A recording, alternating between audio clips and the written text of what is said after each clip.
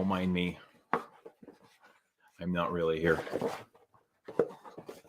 I missed the spot. The spot where? I'm just unboxing my Celine, so I'm cleaning up.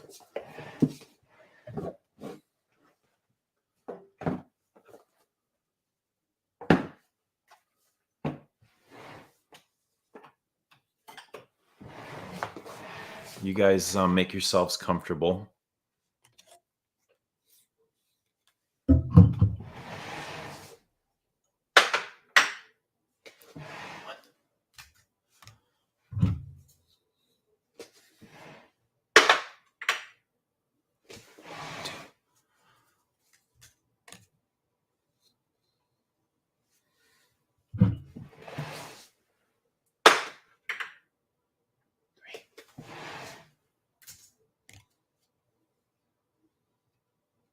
What do you guys think of Reptile?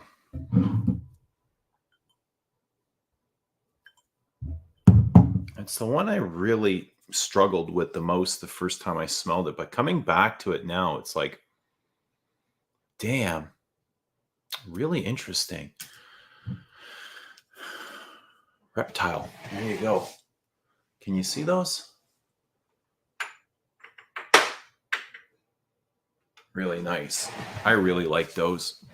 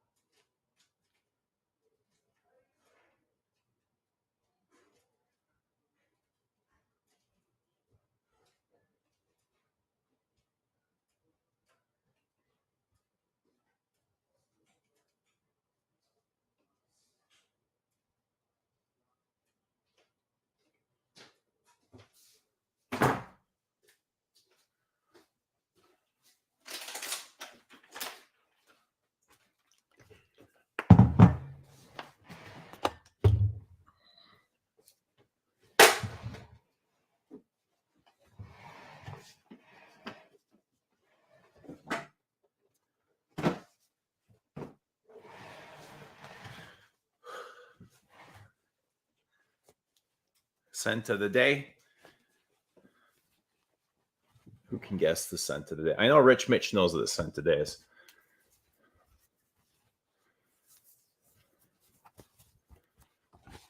He's tied up.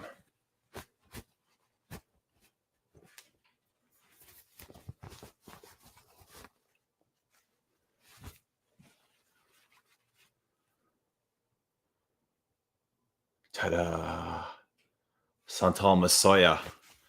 The sandalwood with no sandalwood in it. Fucking clever.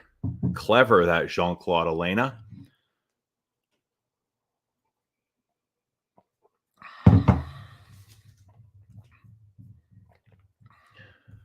Alex Chu. Fuh! Santiago, what's happening? Germs. Is that like germs? Like you got, it's not, it's spelled differently. It's not like a germ. Is that your nickname? Is that your name? I bought Heritage. Nice. Very lovely. Josiah, what's happening? Rico G. Imad. I'm cleaning up and I've got bottles everywhere. I had boxes to open. So I'm just kind of tidying up, and I thought I'd do it with you guys. Come live and keep busy for, the next hour and a half, and see what you guys are doing, and we kick it together, and we have some free speech and talk about whatever we want. Perfume, life, love. What did I miss, Catherine? A spot where? Oh, do you mean like here? What do you mean a spot? I don't see any spots. Rich, I thought you didn't like Heritage. Can you explain yourself? I'm in Thailand. Bought Creed Virgin Island water. Whoa. What are you doing in Thailand? Are you vacationing? Let me get my bartender rag out. I agree. Every collection needs a bottle of a heritage. Patchouli Poppy, what's going on? Like the stream. Lick the stream, guys. Lick the stream. Don't be shy. Could you see the seat? Yeah, I've got this massive pillow here. Oh, I crushed it. I've got pillows everywhere. I love pillows.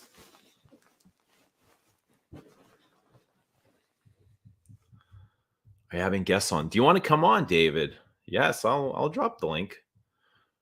The Celine's. I just did like an unboxing video, but right in the middle of the video, my battery, my something happened to my camera. Like my camera just died.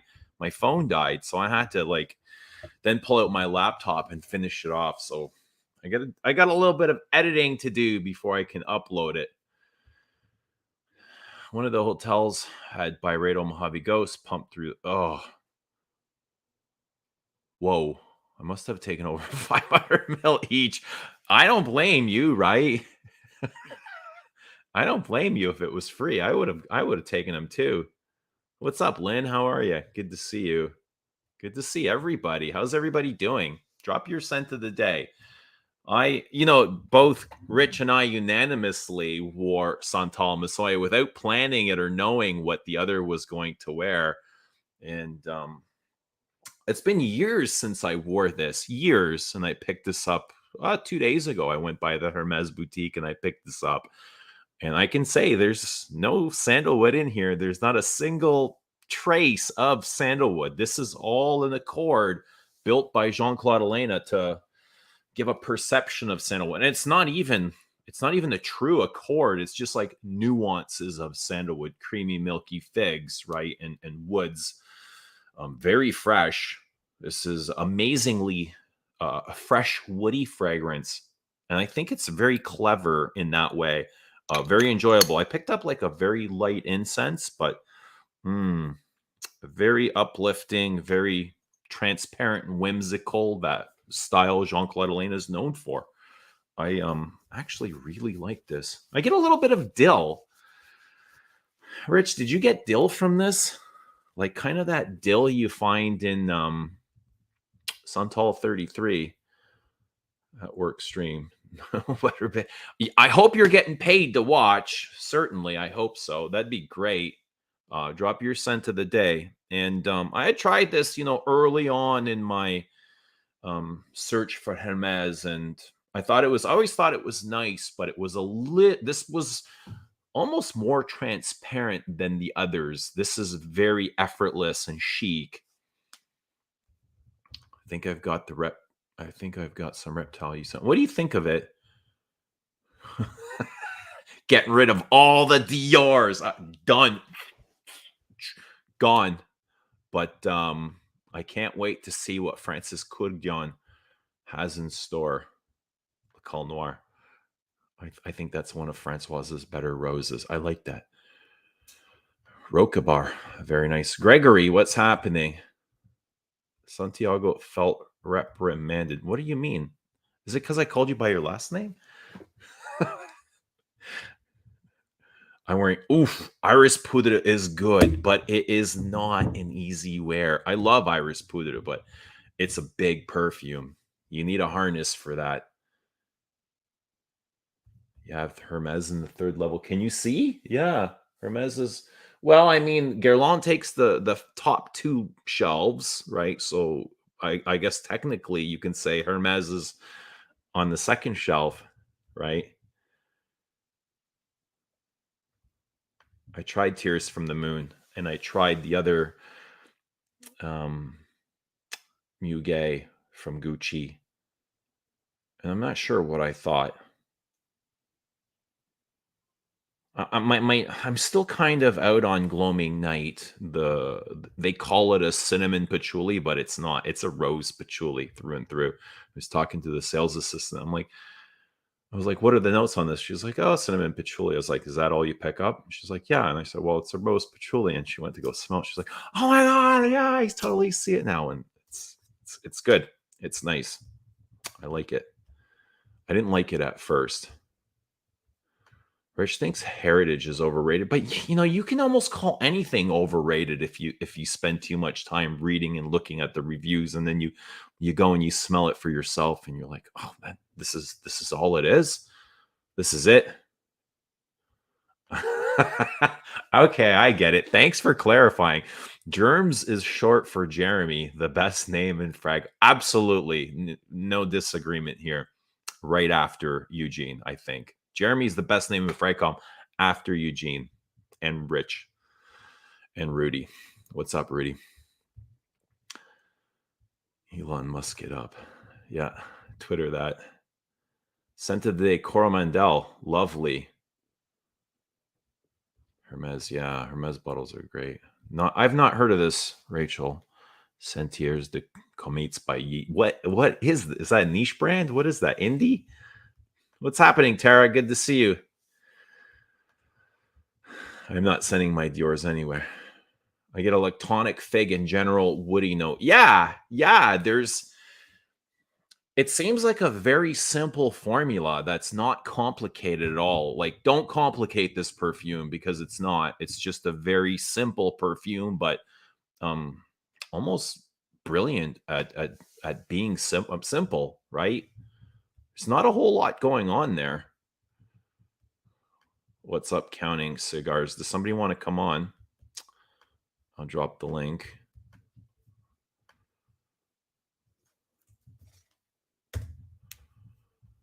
What's up, Paige? Have I smelled Liu? I have. I own a bottle. Aldehydic floral. It's very much like number 5, David. I think it was created after number 5 because Jean-Paul Guerlain's wife was wearing 5 and it kind of irritated him. So he went and he made his own version of 5 and he made it for her, I guess, to wear. Tower better than Damashi.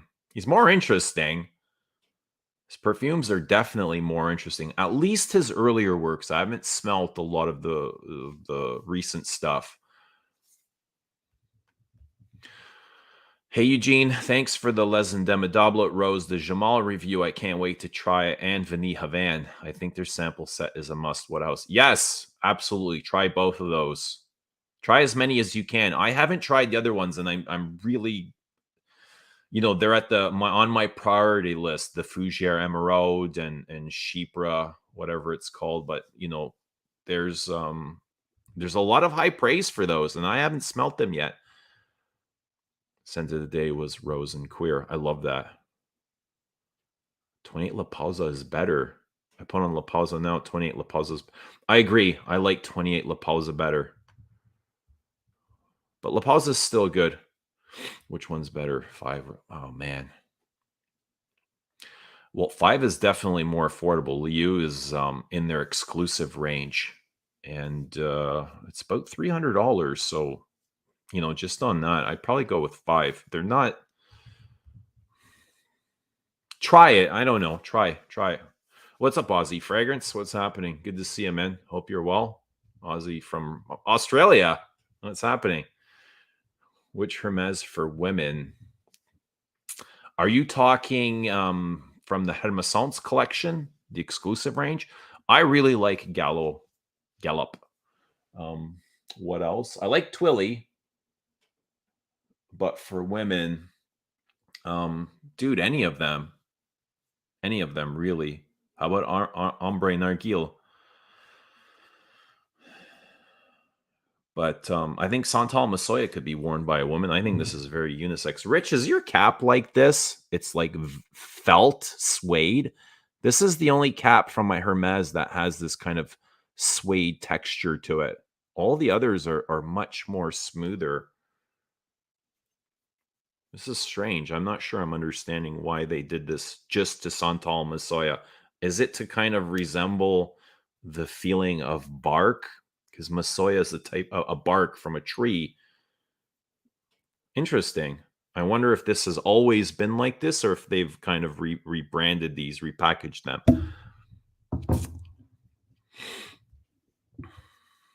What's happening, Woozy? Woozy, I just unboxed the rest of my Celine's. You can see here.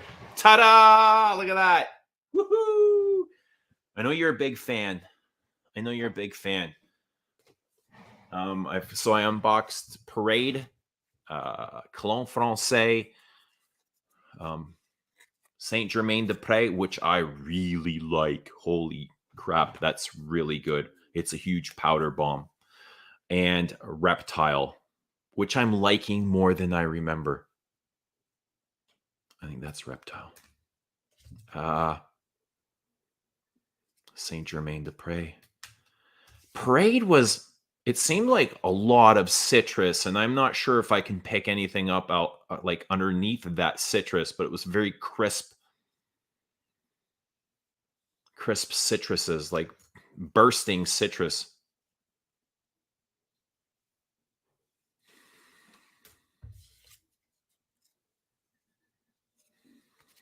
What's everybody wearing? The Les Indomptables sample set is fantastic. I should get the sample set, really. I have a job interview tomorrow and can't decide among number 19, Rouge L'Adore Atlanta Ambergris, or Vintage 24. Man, I think 24 might be too big of a perfume for a job interview. And I imagine the Rouge is massive as well. I would suggest 19 because it's soft with the EDT. You know, you don't want to smash anybody with your Solange or annoy somebody, but and it depends what you're applying for too. If you work in if it's for a perfume job, I don't think it really matters. But if it's for an office setting, I would say 19. And I like 24 Faubourg a lot, but it's a big perfume. Etiquette is getting the whole Les Indomptables line in late June. Yes.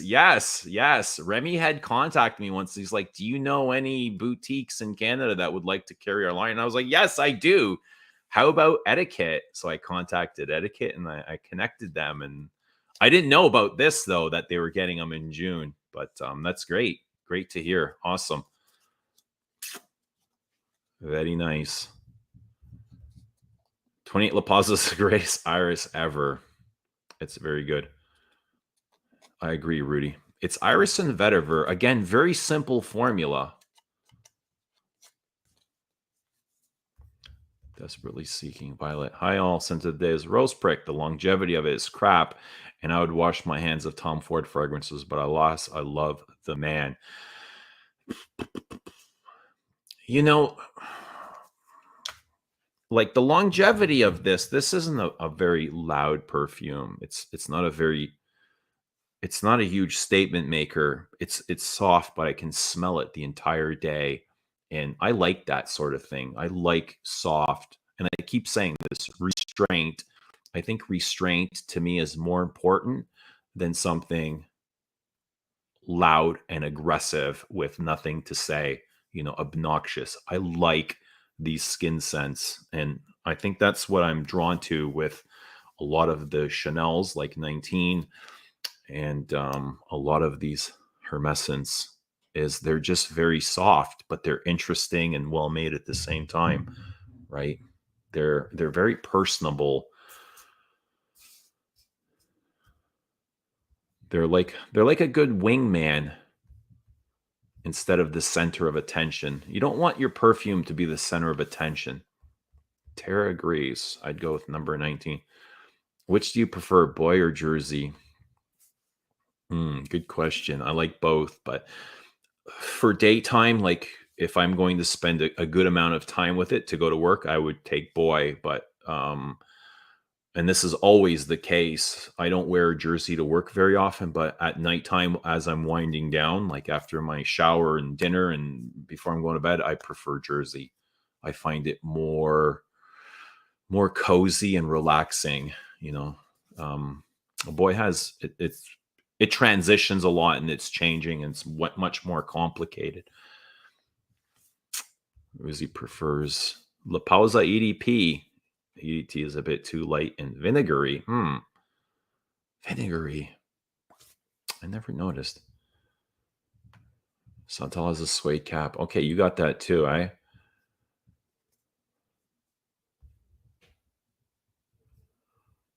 Everybody's saying hi to each other. Beautiful setup. Yeah, I'm always, bottles are moving every day. They're changing, and this is just kind of what it's at. I mean, I've got a place for these, but um, I don't know. I like reorganizing every once in a while and having a different look. I've never been to Harrods. The crazy number of it's crazy the number of perfumes on display. Man, I've never been. I don't even know what it looks like or what to expect or what brands they carry, but I imagine it's gorgeous. And I imagine they have several of their own exclusives that are only available there. I know Santal Royale, when it first came out with Guerlain, it was a Harrods exclusive for 1 year before they made it available to the rest of the world. I'd go 19 as well. Yeah. Thierry, hi Eugene. Hope you're doing well. Hi Eugene. Hope doing well. My question is for you. When do you think Chanel is going to come up with a new scent for? Not soon. Not soon. Hold your breath, man. Chanel is still a big. I mean, Bleu is still a big perfume. It's still selling and it's popular. So I don't think it's going to be anytime soon. Like not even in the next several years. Why would they? I think they'll probably release one more flanker, maybe two, one or two good more flankers before they come out with a whole new scent. But they'd be crazy, I think, now to come out with a brand new scent while Bleu is still very popular. Like I don't think it's even come down off of its peak. I'm watch Fate Woman. Nice and spicy. Cans by So Oud. I'm not familiar with that. I have not read the Ghost Perfumer book. Is it good? We had him on here, he pretty much read the book to us. We had the audio version. What's up, Wesley Garlic? Everyone agrees. Well, that's good. Yeah, let us know what you wear. Let us know how the interview goes. I wish you all the best. Good luck. I'm sure you'll get it. We believe in you, Rachel. Eugene, I ordered the Teatro alla Scala bottle, the one from the cellar in Scarborough, and I got it today. And it was broken. Oh, shit. What happened? Did you contact them? I'm sorry to hear that. Ugh. Who's on the hook for that? Hopefully you can get your money back.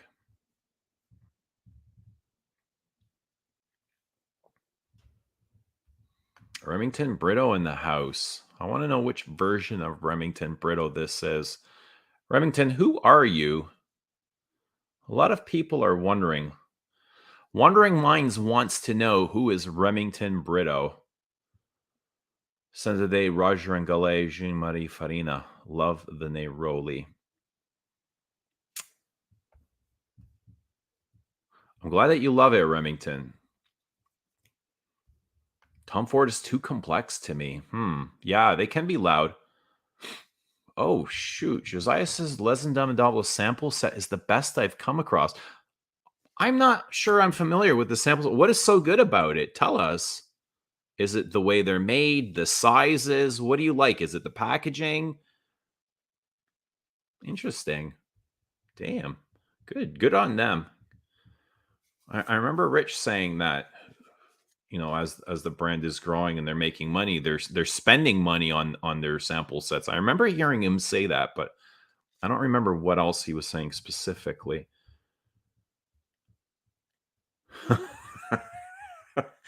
So Rachel Mike V is saying or suggesting that if you're applying for a bus driver position, go with anything from Ferrari. Okay, I'm not sure where that's coming from, but thank you so much, Mike. Glad to have you here. You can ride shotgun here with me anytime. Always enjoy your sense of humor. What's up, Mr. Bonham? Hello.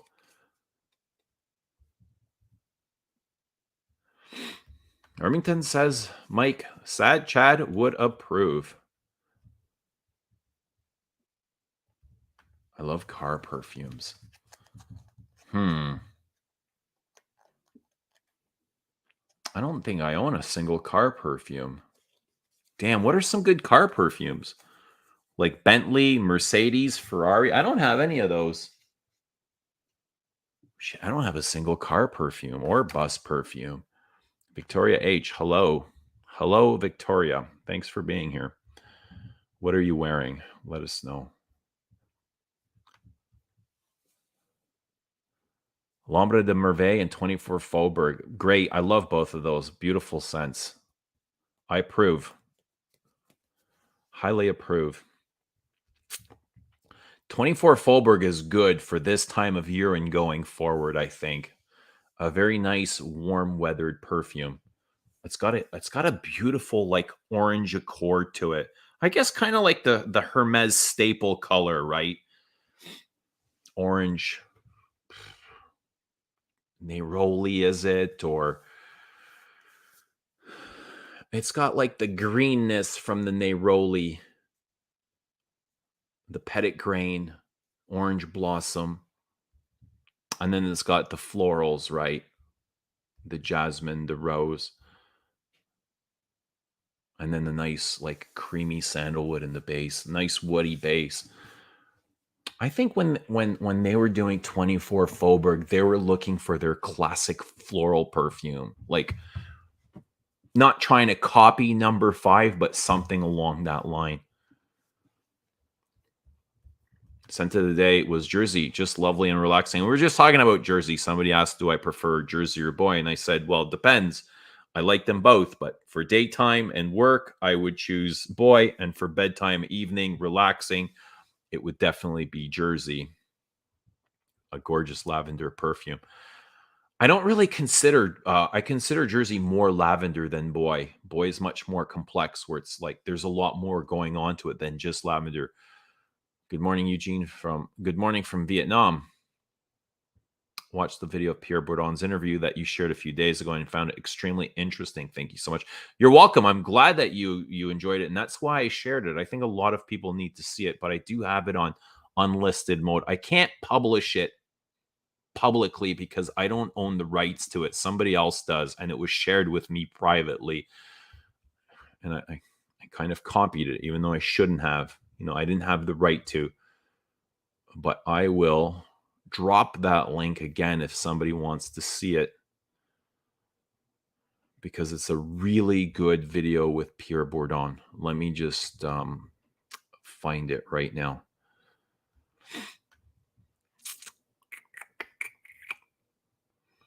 Give me a moment.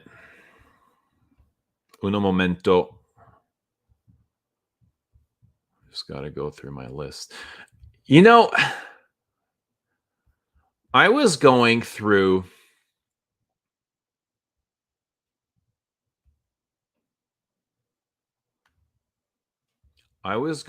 some of my earlier live streams, and I noticed, and my videos, and I noticed so many of them are listed at private, and I have no idea why or how. I just like, what the hell's going on here? Like, why are these all private? How did this happen? Right? And they were like some pretty good live streams. Some were at the Guerlain boutique. Like, all my earliest live streams are set on private. I'm like, why? Like, did I set these on private, and why? Like, can I publicize them? But I don't have the time to go back and watch every single one because they're hours long, right? And even the one at Guerlain where Terry Vassar came, that live stream, that's set on private. And I'm like, why is this privatized? Some of them are really good. Yeah.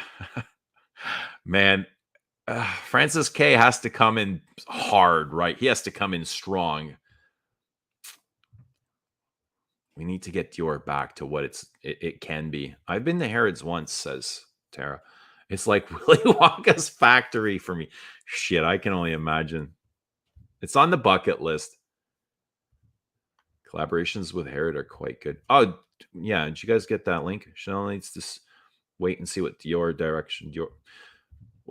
Chanel needs to wait and see what Dior will be going. Yeah, no, I think it's the other way around. Dior's going to be waiting to see what Chanel's going to be doing. I read that the new Guerlain Abbey Rouge L'Instinct smells like a take on Dior's. So I'm not sure what to expect. I can't imagine. That would be shameful. Man, every single Abbey Rouge flanker has been really done. It's been really good, and I can't imagine they'd make a Habit Rouge smell like Dior Sauvage. What would be the point? Why would they do that? I don't know if I believe that. I read. So you didn't try it. You heard that the new and people got strange noses, man. Don't believe everything you hear. Smell it for yourself. Smell it for yourself. Like if you told me that, like that's what you smell, I'd say okay, maybe, but I can't imagine they're gonna make Abbey Rouge smell like Dior Sauvage or Chanel Bleu or blue at all. That'd be mental. Like even Abbey Rouge Sport is amazing, and sport fragrances typically suck, right? This is a good fresh perfume. Mm. And this is discontinued. This is really good citrus up top and musks, creamy musks. It's almost like they took when they created, they discontinued this and they made Guerlain L'Homme Ideal Cologne.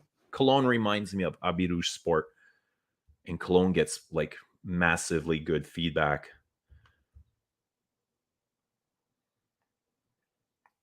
Polo Blue Parfum. Polo Blue Parfum. What? Polo Blue Parfum. What is Polo Blue? I didn't even know there was a thing. I'm so like out of the loop with Polo. Oh, Polo Blue Parfum. A woody aromatic. I'm so out of the loop with Polo and Ralph Lauren.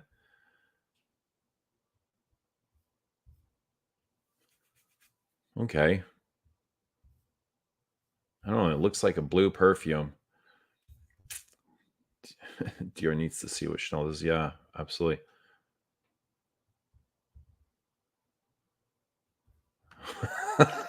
Harrington says he's just a nerd that likes old fragrances.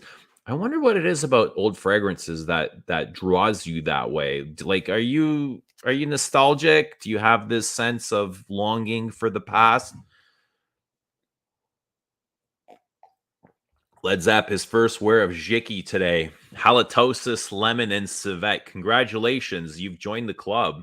What do you think of it? I thought it was nasty the first time.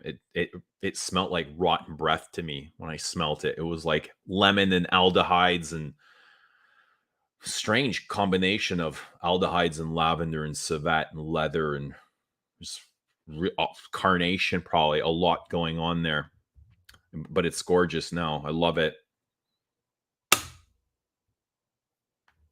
Les Indomitable sample set just has so many great fragrances in it.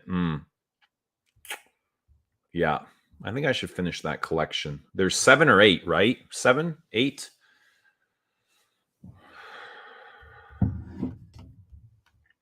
Let's see what I don't have.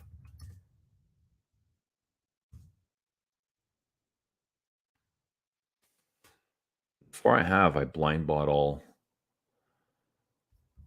And the rose is really good. Have you guys smelt the rose?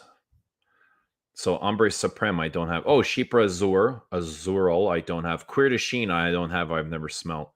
Okay, so there's 3. Fougere Emerald, I don't have. So I have Iris Pearl, Mousse de Soble. Oriental Velours, I don't have. Damn, that's 5. Fuck. And Escalon Haiti. And Escalon Indonesia. That's 7. Shit. 1, 2, 3, 4, 5, 6, 7, 8, 9. 9 perfumes and 2 colognes. Damn. Damn.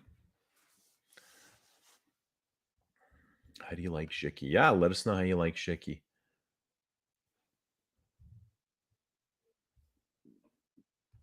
He loves it. That a boy.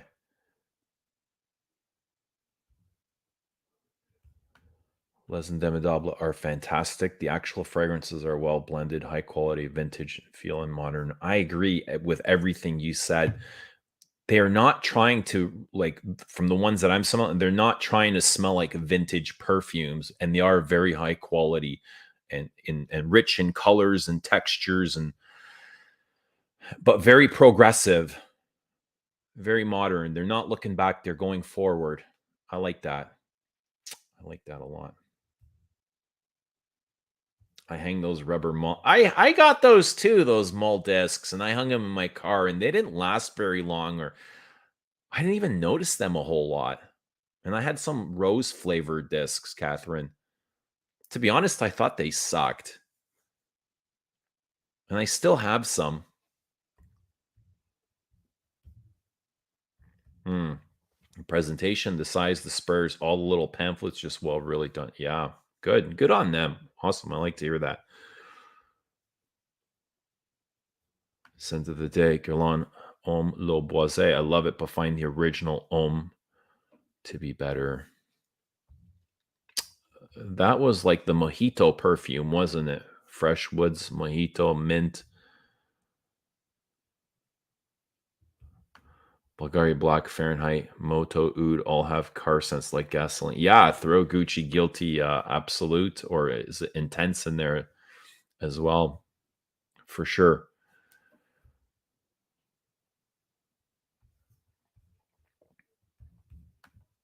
I'm trying to decide what my third Chanel exclusive should be. I live in Dallas, Texas, so I want something good for the. So, what do you have now? You have Jersey? I'm not sure what else you have. Something good for the heat. Oh, damn.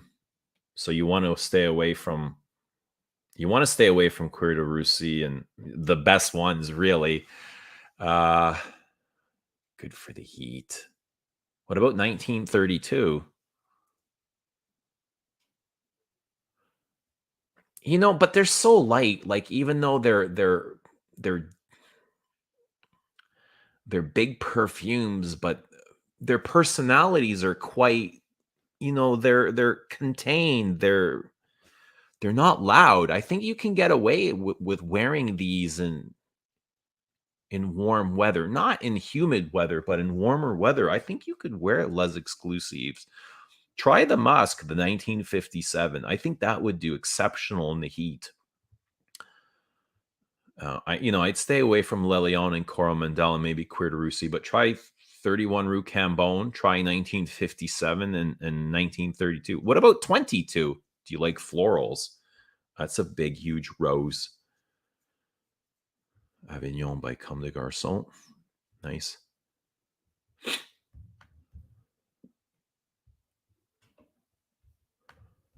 David, not impressed. And that's okay too, David. It's okay. You're allowed to not be impressed. I'm disappointed quite often.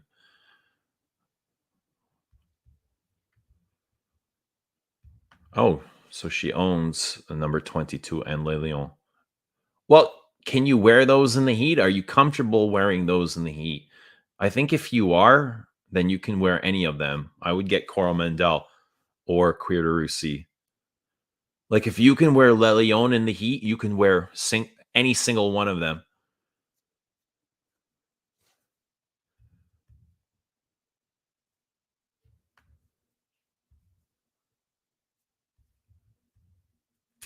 Uno momento.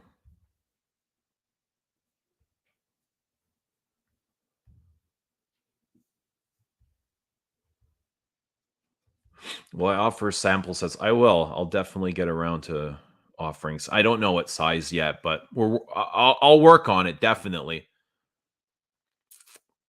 Absolutely. Hmm.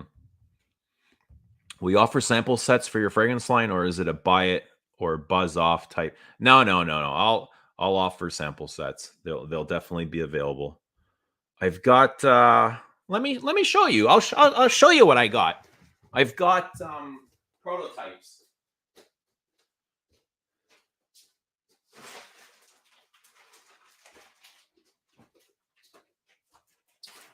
I'll even let you guys decide or help decide.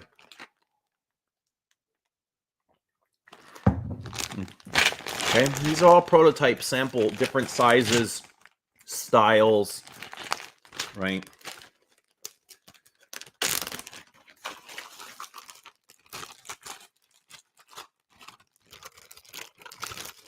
Let me just catch up with the comments so I can keep up with you guys. Hey Eugene, whether Dior or Chanel, what do you think it will smell like? What will define the next 10 years? Man, that's a good question. I think nobody really knows until we get there. Man, if I knew, I'd be a perfumer, right? I don't think we're gonna get away from fresh and clean anytime soon, and I definitely don't wish that it's going to be like this new marijuana trend or coffee for that matter either. Um, and I don't think we're going to revisit any old classics either. It's definitely going to be again progressive, something new we haven't seen before, but I think we're still a while away from that. I'm going to guess at least another 3 or 4 years for Chanel. Okay, so this is I guess that's the brand Poshpak that sends these little sample, and these are, it doesn't say, but there you go. I'm imagining these are probably 2.5 mil, right? I don't know how to show these.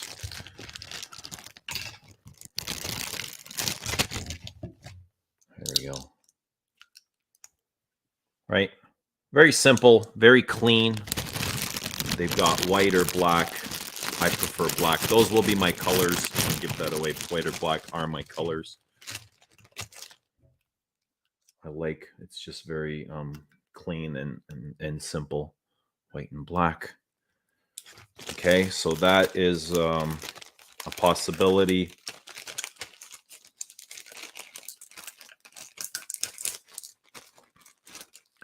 David says Francis K will create a Dior Fleur Sauvage 680 with orange blossom infused with pure. Well, I hope he doesn't really go back to anything he's done. I don't want to see him do a rendition of Au Noir or Fleur de, like he's already done that, right? And I don't expect him to do that. You know, I imagine he's going to do something soon. What's up happening, Sid? Good to see ya. I'm glad that you're able to join us. And they've got, I imagine these are 10 ml. I'm not exactly sure. You know, this is all they sent. I've got no information. And I don't like the gold, right? I'll stay away from gold. That's more, I think, actually, these look like Rojas, don't they? If only I knew what I do with my Rojas, but these look like Roja sprayers, right? Somebody remind me. Does anybody know? But I do like the black. I guess black would be my preference. And silver is nice as well. Right.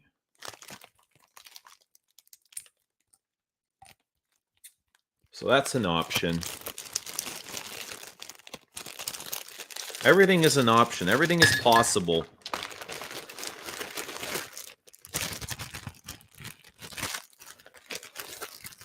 Caps. I don't know. They're sending all kinds of stuff.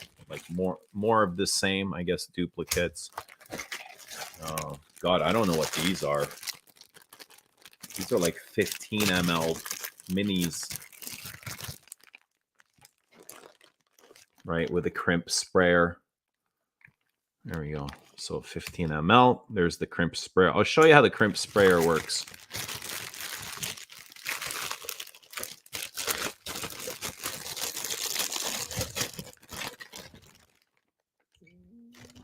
That was my stomach. Did you hear that rumbling? Okay, so I imagine you take an empty bottle like this with a passing, right? And you just kind of, no, this doesn't work. This is not going to work.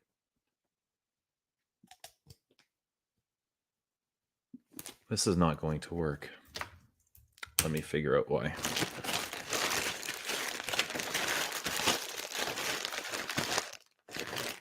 they've sent this. I don't know what this is. I'd never use something like this.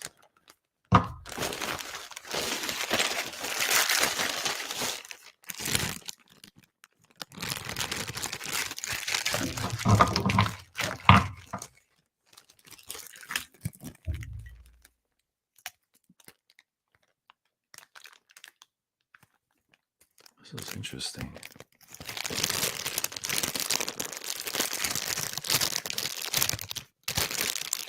Ah, gotcha. This is incomplete. This is missing the top. Right, it's missing this collar. You can see the difference here between these two. Okay, so I'll show you with this. I'll show you with this one how these crimp sprayers work.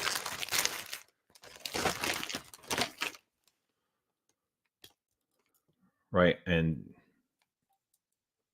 it's just kind of like a press fit. They make it an interference fit.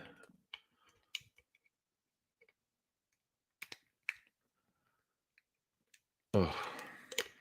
And you just kind of push down on here like this. There you go.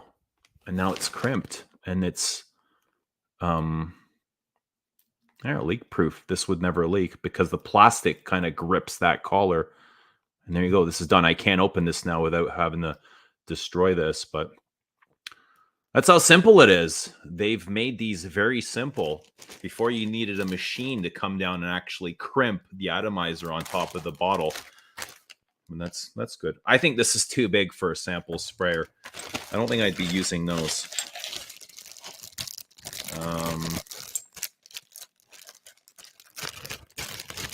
Here's a good size as well, but this might be the same as that.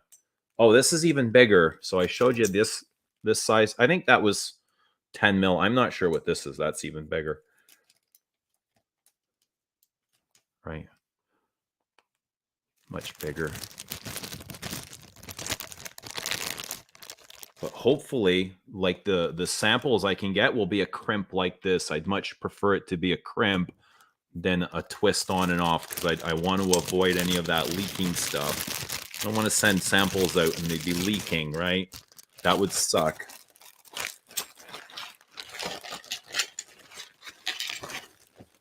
So there you go. Like, I've showed you what I have for prototypes, for samples, and I don't know, maybe we'll do the 2 mil, maybe we'll do 7 mil or 10 mil. I don't know.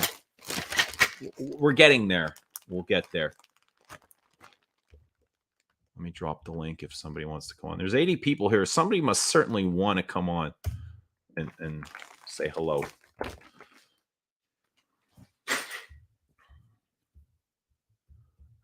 They should have called it Javi Blue. Yeah.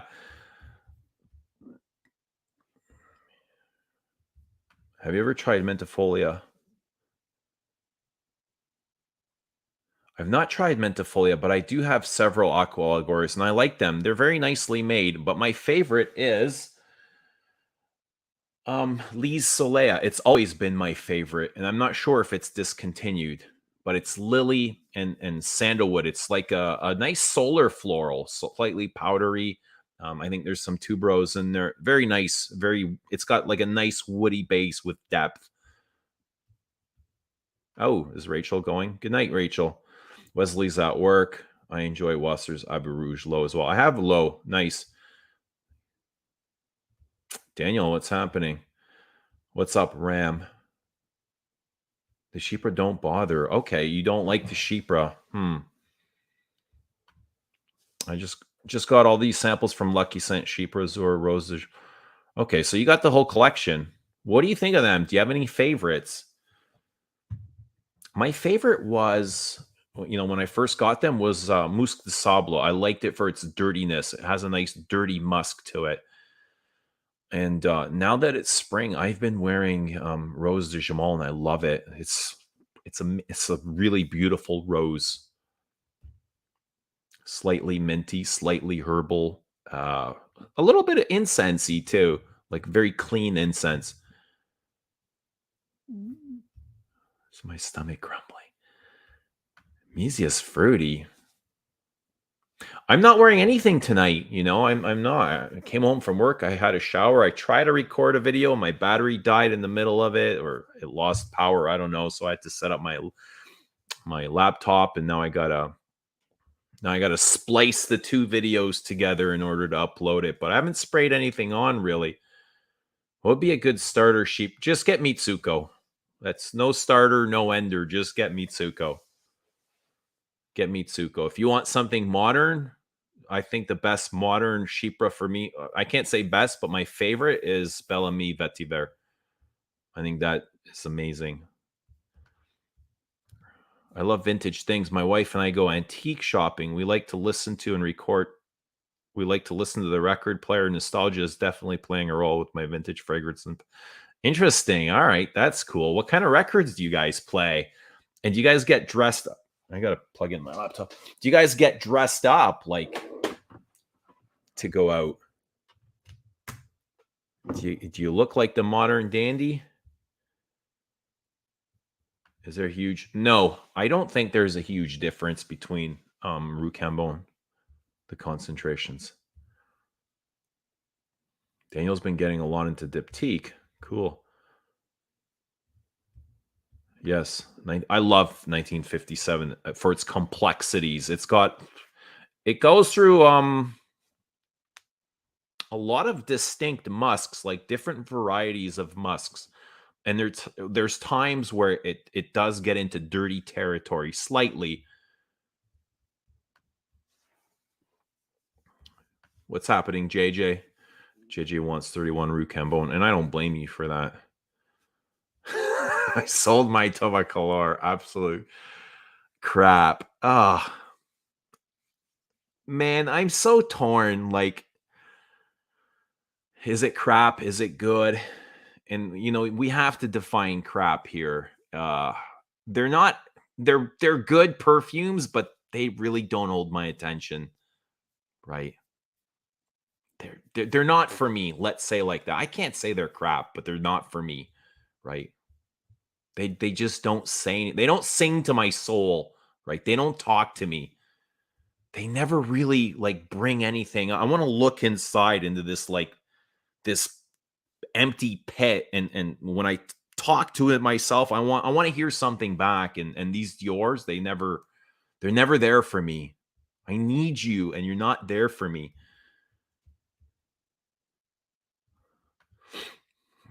Yeah, 500 mLs only.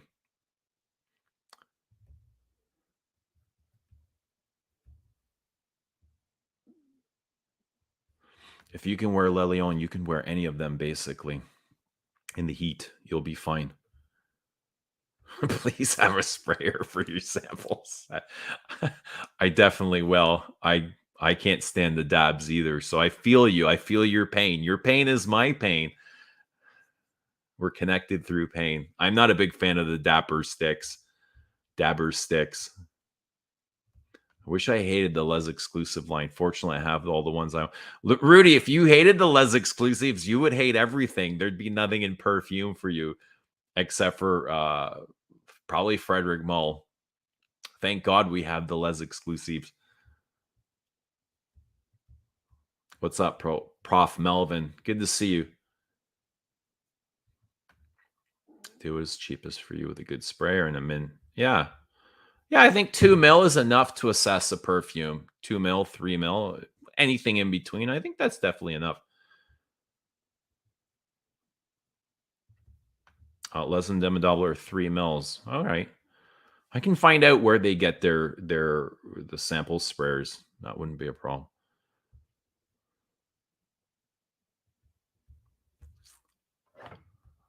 Oh, they are the same ones Roja uses. I wouldn't be surprised. I think these guys they supply for a lot of brands.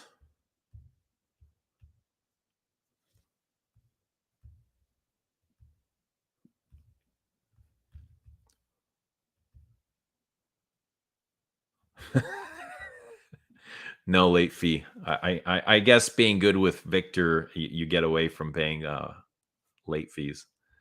He hasn't bothered me since, right? I guess he doesn't need it. Hmm.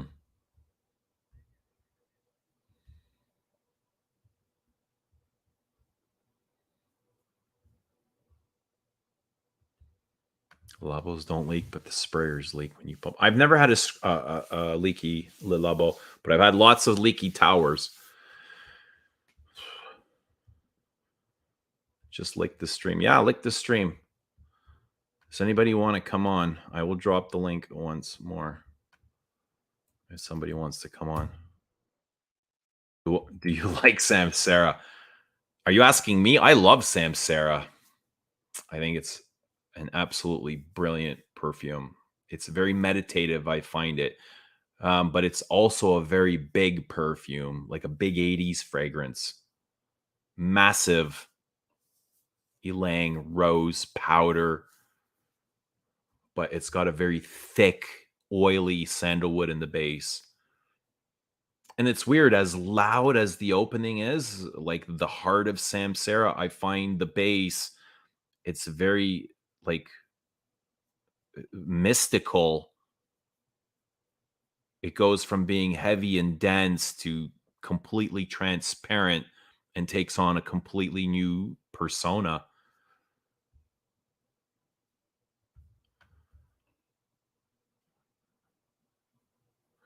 Infamous lucky scent samples. I'm not sure I know what you mean. Do you not find Happy Rouge dress code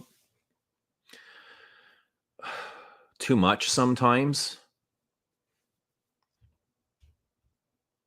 Are you going all night? I'll be here for as long as it takes, whatever that means. There's no rush. I don't have any plans.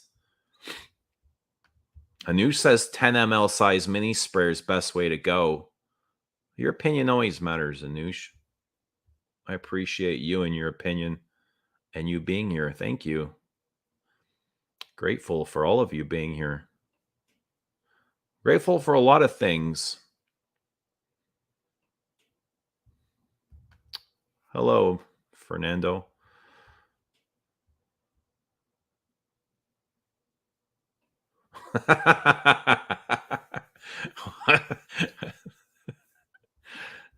I don't know. I don't really do conditions or expectations or attachments. JJ, if you want to come on, I can't promise you anything. Come at your own risk. Assume risk. I don't assume anybody's risk.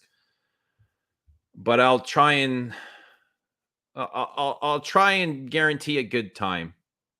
That's it. We'll talk some perfume and we'll talk about life. Maybe you should both come on and we can, bring an end to this, Remington and JJ. Remington says he still follows you on base. To be honest, he did say you were one of his favorite reviewers.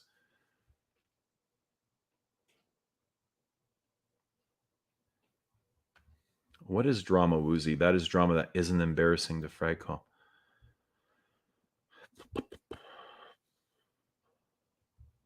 Those exclusive dabbers. They have sprayers. Their sample sets have sprayers. I'm not sure what dabbers you're talking about. Lucky Scent is all about dabbers. I guess they make their own samples then. Those dabbers suck. You need to spray perfume. And that's why I'm not like, I love parfums, but I'm not a fan of the dabbers. Like I want to spray my pure parfums. And I know people like to put them on like hot spots, right? Where there's flow here and behind the neck, but I want to spray my parfums. And it's interesting because Chanel does make spray perfume, pure parfums, extracts.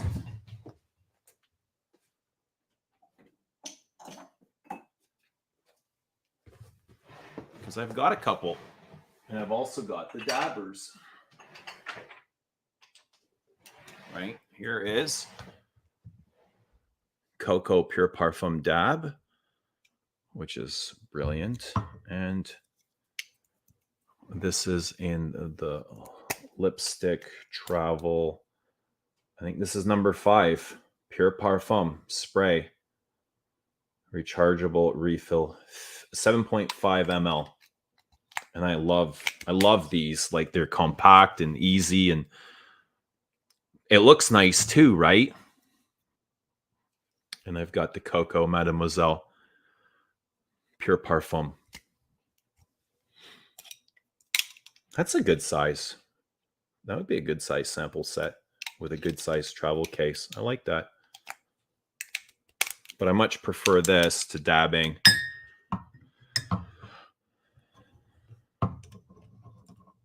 I think you just get more. You get more landscape, right? I agree, Woozy. 10 ml. Thoughts on Montal? Burn them to the ground. I like Ombre Eternal. Again, it's like loud as any of the other Absolutes d'Orient and aggressive, but it has a nice progression to it. It has a nice, lovely story that unfolds. So this is kind of tricky. It's not. I think it's only available in France. You won't find it like they used to have it here at the Guerlain Boutique in Toronto, and now that the boutique's gone, so is Mouchoir de Monsieur. What's up, Margie?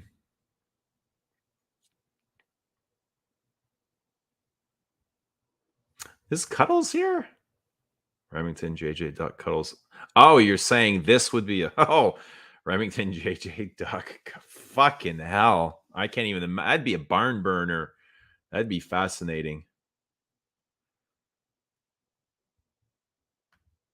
Yeah, to be honest, if you have Jiki, you probably don't need Mouchoir de Monsieur.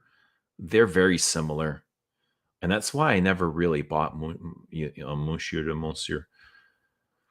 Is the duck here? Duck was here earlier. He's probably in bed.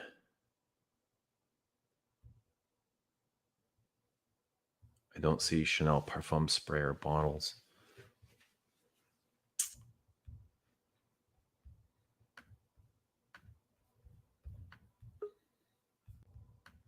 Oh, we've got a guest. Everybody, please welcome JJ Colburn to the stream. Oh, we've got a guest. JJ, can you turn your YouTube off, please? Oh, everybody, please welcome JJ Colburn to the stream. Oh, we've got a guest. Some practice for your future YouTube channel. It's not usual for me. I'm surprised I left that on. It just goes to show how long of a day I've had. How you doing? I'm all right. So I brought this out here because I have some concerns that some people might feel that Mouchoir de Monsieur would be redundant. But I actually just said that, didn't I? I think to differ. I really do. Maybe.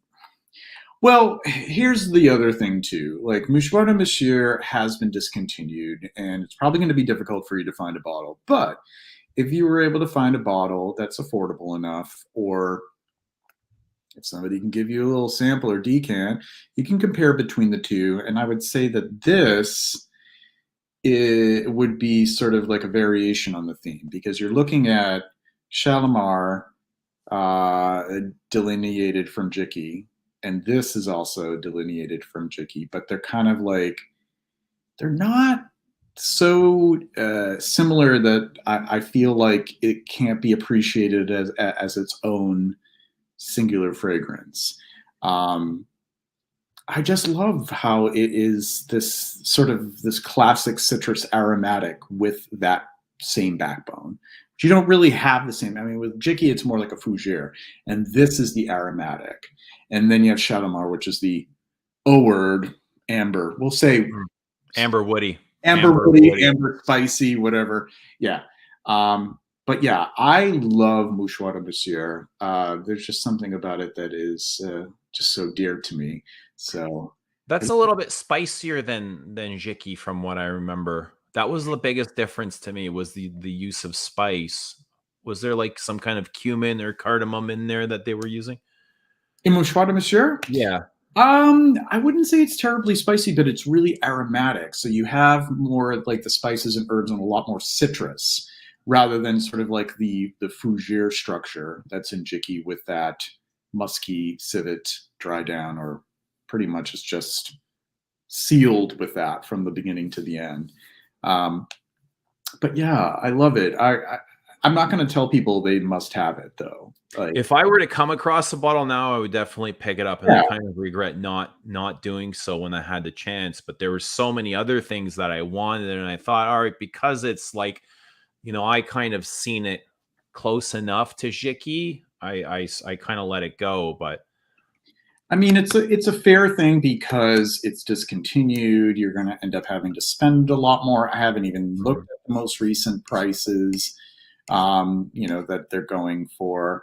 Um, but yeah, it's worth at least a sniff if you can get your hands on like a sample, preferably a spray sample and not a dabber. I was like, yeah, when it was initially created, it was meant for men to spray on their handkerchiefs or pocket squares. It wasn't a perfume for skin, was it?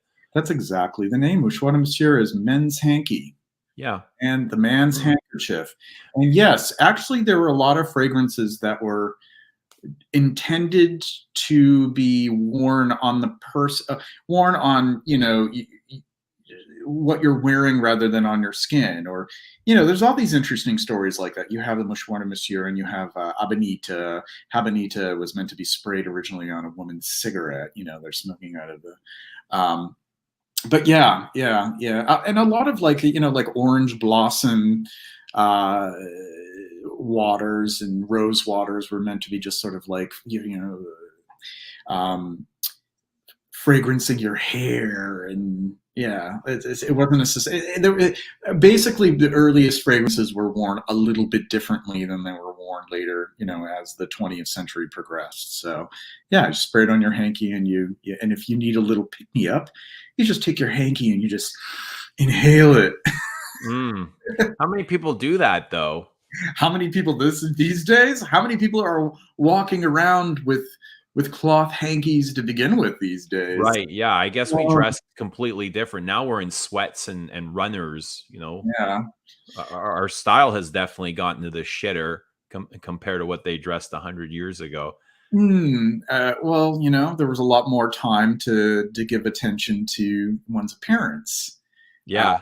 our It seems like everything's a rush these days, and when we yeah. kind of dress for that occasion, we get dressed as quickly as we can, opposed to I assume it would probably have taken quite a while to put on some of those outfits Oh yeah, that there's we see in those black and white photos. with all that attention to detail and presenting oneself in a proper manner. There was a time in the early 20th century where you really shouldn't be leaving your house without a hat. Mm, Think about that. It was mhm. proper to leave the house without a hat. Um, and in the ways that people would greet each other, genuflecting and tipping your hat and all that sort of stuff. It's charming. It's charming stuff. But So looking at where we are today as far as fashion, the way the general public is dressed going forward, do you think it's gonna get better or worse? Hey, y'all. oh, well, I don't necessarily want to be a pessimist, but I don't really see it returning to that anytime Mm, soon.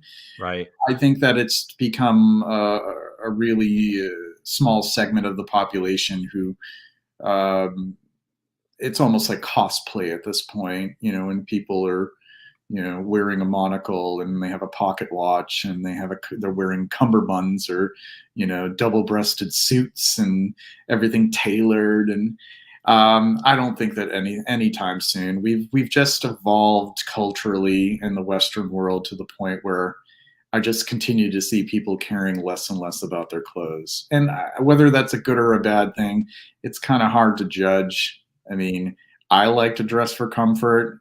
And as much as I like to dress up, I couldn't imagine being expected to do it every day. Right, and spend Yeah. hours in those clothes, which look as uncomfortable as fuck, don't they? Oh, totally. For the woman, even worse so with like I corset. think I think we're in a time where we're all about comfort and convenience, and that's taken over priority to everything else. Yeah, but the thing is to be too comfortable is something to be concerned with because once you get too comfortable, um, it affects your the stimulation of your brain, so to speak. We're already so scattered and dispersed with our attention with social media and the internet and all these things being thrown at us, that it's hard for people, let alone sit down and read a book, a novel. I'm not even talking about like, nonfiction, but like I was just like going through some old stuff and reading I actually held on to some book reports from high school, like some like essays on literature. I took like an AP English class and I was reading like Thomas Hardy and W. Somerset Maugham and Thomas Pynchon. And I was thinking to myself, like, do I have the ability to sit down and read these really convoluted yet fascinating novels that are 300 to 400 pages long today? Or is my attention so deteriorated that I won't be able to get through it, It's interesting. We're in a time where we want to consume as much information as possible. Sometimes you have your computer and your phone in front of you, and you're surfing on two different things. Yet we find it difficult to sit down and read a book, right? Yeah, yeah, Part of that is the stimulation you get from the flashing lights on the computer, the bright lights and the yep. noises and the sound effects, and the difficulty of just being alone with yourself in the book. Mm. And I can notice a difference too for me. Both are, when I'm on a computer surfing, it is a major distraction. You feel like you've fallen deep into the subconscious, but Mhm. reading a book, I don't get that same sensation, right? It seems like effort. Yeah, and it's more effort now than say it was, 10, 20 plus years ago. While we have had the internet for, about 30 years, the way that the internet has rewired us has made it difficult for a lot of people to keep their attention in one place. And I think that's troubling. But there is truth behind neuroplasticity. So if you have the self discipline to say, Mm, going to remove myself from the stimuli, then you can rewire yourself back. And absolutely. a lot of people read a ton still, and they avoid too much of that distraction. Uh, Mm. I, for one, I was just inspired to do that just by looking at those old papers that I've written. I'm like, I want to dive back into these old books and kind of get lost in them for Mm. hours and forget about all the noise for a while. Do you find I know you spend a lot of time out in nature by the river and the trees and photographing flowers and stuff like that, but do you find yourself spending more time than you like on social media or the internet or things like YouTube? Yeah, Yeah, fuck yes, yeah, it's addictive, it and is, it right? is extremely addictive, and I see that people are concerning themselves, with social media to the point where they are neglecting other aspects of life. Neglect. Good They're point. that they're prioritizing the wrong things as a result. Yeah. Yeah. I realize sometimes like I've been on Instagram or YouTube or what have you for way too long, and I need to sort of recalibrate up here. Um, it's mentally taxing, all the information being thrown at you. Um, Time to musk up Rudy. I said the time to musk up Rudy. So Rudy said humans can only concentrate on 10-second videos. They need sounds, flashing lights. And that's really sad. That society is changing the way we think now with these videos. They're getting more stimulating and shorter. Our attention spans are being affected by that, I mean, right? look at TikTok and TikTok is Instagram exactly what Reels. Like, I'm looking at them and I hope that I can retain this sense of it feeling alien and foreign and bizarre and not adapting to it and like accepting it as like this is just the way it is. Like I'm Mm, resisting it as much as possible. Like, same. but I watch them and it's like I don't even know how to process this stuff. Like on like Instagram, you'll scroll through and there's like a bunch of these like dudes who are like content creator influencers, but they're like sartorial types. And getting back to the whole dressing up thing, like, they're showing like, their cool duds and, this is my casual look and this is my formal look. And it's like rapid editing and all these whistles and bells and everything. And I'm like, I've I, got I I gotta be honest, I've never seen anything intelligent on TikTok. It's mostly stupid shit with voiceovers, these goofy dances that you've seen 1,000 times of people just copying each other. I don't know, man. I've not really been all that impressed with TikTok. It's yeah. just like the dumbest thing that society's ever done, it seems like. Well, what you have to do is you have to really manipulate the algorithms. Like TikTok is to the point where if you make sure to like the videos that you like, thankfully with TikTok, it will, for the most part, give you the content that you may want to see. It's true.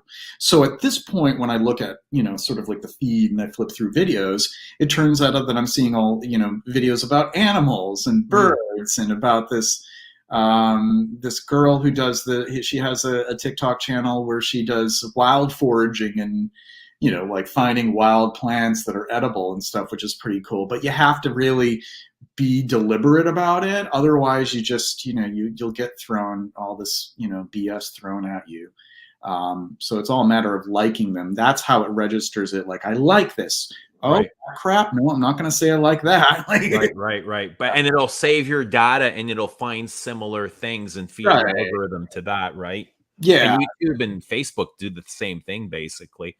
The thing that's different about YouTube, though, so I actually have like a plugin, like I have like an app for YouTube for my browser to eliminate all suggestions. I do not want to go down a rabbit hole, so I have no suggested videos, no ads. It's like really minimal. I forgot the name of the app, but it really helps me out because I just don't go down a rabbit hole. It's just like I watch the videos that I want to see from my subscriptions. I look up something that I want to look up. I don't see anything else to click on. In fact, what I have to do, like when I go on like a live stream, is I have to open up like Firefox from Chrome in order to Oh actually do like shit. chat, because the plugin will actually, you won't even be able to see like the chat for a live stream. So I actually have to open up Firefox, which doesn't have the app to do that. That's really dated. No, no, it's really good because the thing that sucks is it takes away like Yeah. the chat. It's good because it takes away your distraction.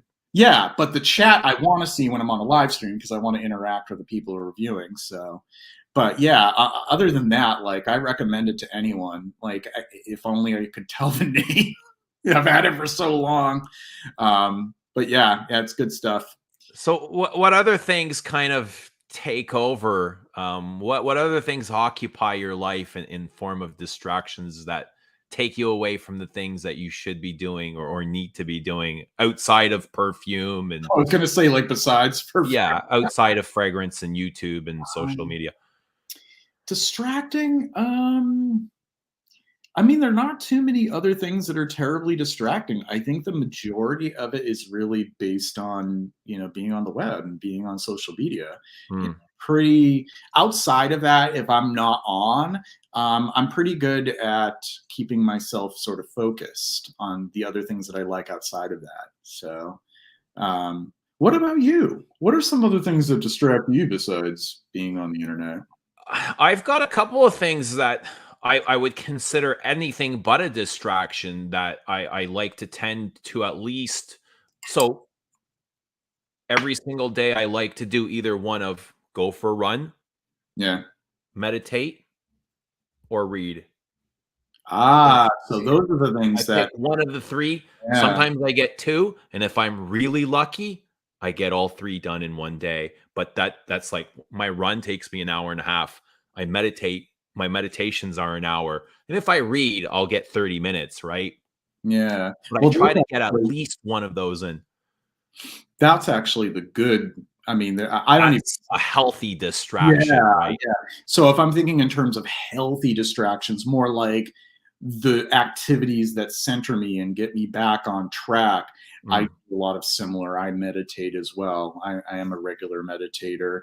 I actually have my meditation couch and not couch, but my cushion and everything behind here, and physical activity. A lot of walking. I haven't been running. I have to get a new gym membership, but yeah, physical Mm. activity is really important. and mindful activity, just sort of like taking my time and not getting ahead of myself. Really, this culture that we're in, it's like people are always just eager to go on to the next thing, and they're missing out on the experience of the present and Yeah.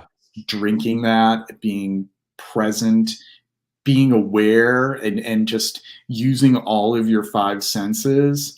Um, and I even apply that to get back to fragrance. Like I apply that to fragrance itself. Like part of my motivation for writing about fragrance is really just having an intimate experience with each of them. And, Connecting with your perfume. Yeah. right, right.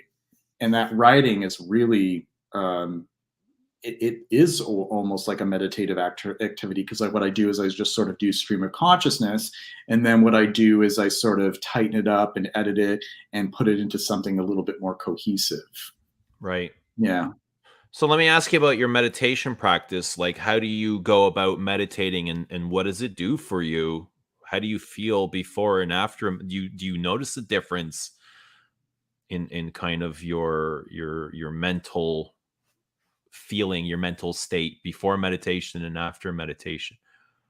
Oh yeah, definitely. I mean, I've been meditating for about 8 years now. Uh, Mm, with each meditation, it's gradually over time, the experience has changed, as I'm sure you're aware from doing it for a while, as you probably have. Um, but now it's just a practice of being aware that I'm thinking and being gentle with myself in that awareness of thinking, and reminding myself that it is okay, and that it's also okay to put the thinking aside, because the thinking is separate from me. mm. A lot of people think that the thinking is them. Right. Yeah. I'm my thinking, but it is Right. They are their thoughts. right. Yeah. But we're But not. do you sit down in a meditative pose, or is it Yeah. just something your mind? Okay, so you sit down, you close your eyes, you maybe light a candle or burn some incense or play some beta music or whatever it's called, those Beta high waves. beta Yeah. waves. That's right. Yeah, yeah. I mean, there are some who meditate and they want as little external stimuli as possible. I don't mind having the external stimuli, because I'm a very sensual, and I love the sensory experience.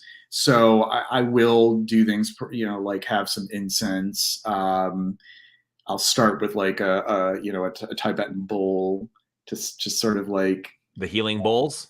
yeah, I yeah, like those sound bowls, whatever they're called. ring a bell. Mm. Yeah. Um, and also sometimes I do have music that's conducive to meditation, that isn't too distracting, that really complements it. Very minimal stuff. Sometimes it can just be, recordings of Tibetan bells. I mean, there's a lot of meditation-based music as well.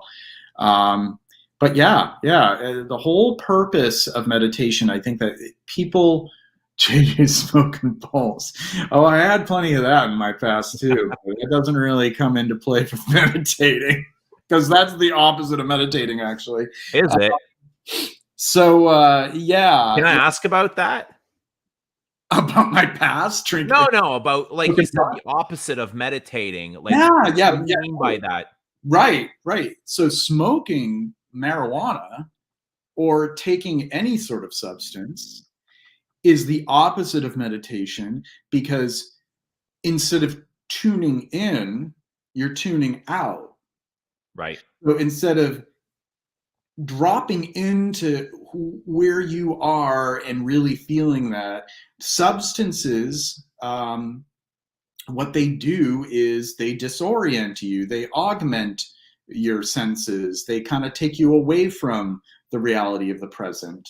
Mm. So you can't really meditate when you're high or drunk. I always thought that marijuana was to kind of relax your mind and your body the same way a meditation was. Well, you could see it as a different modality, but you can't necessarily meditate while you're high. because you're under the influence of something.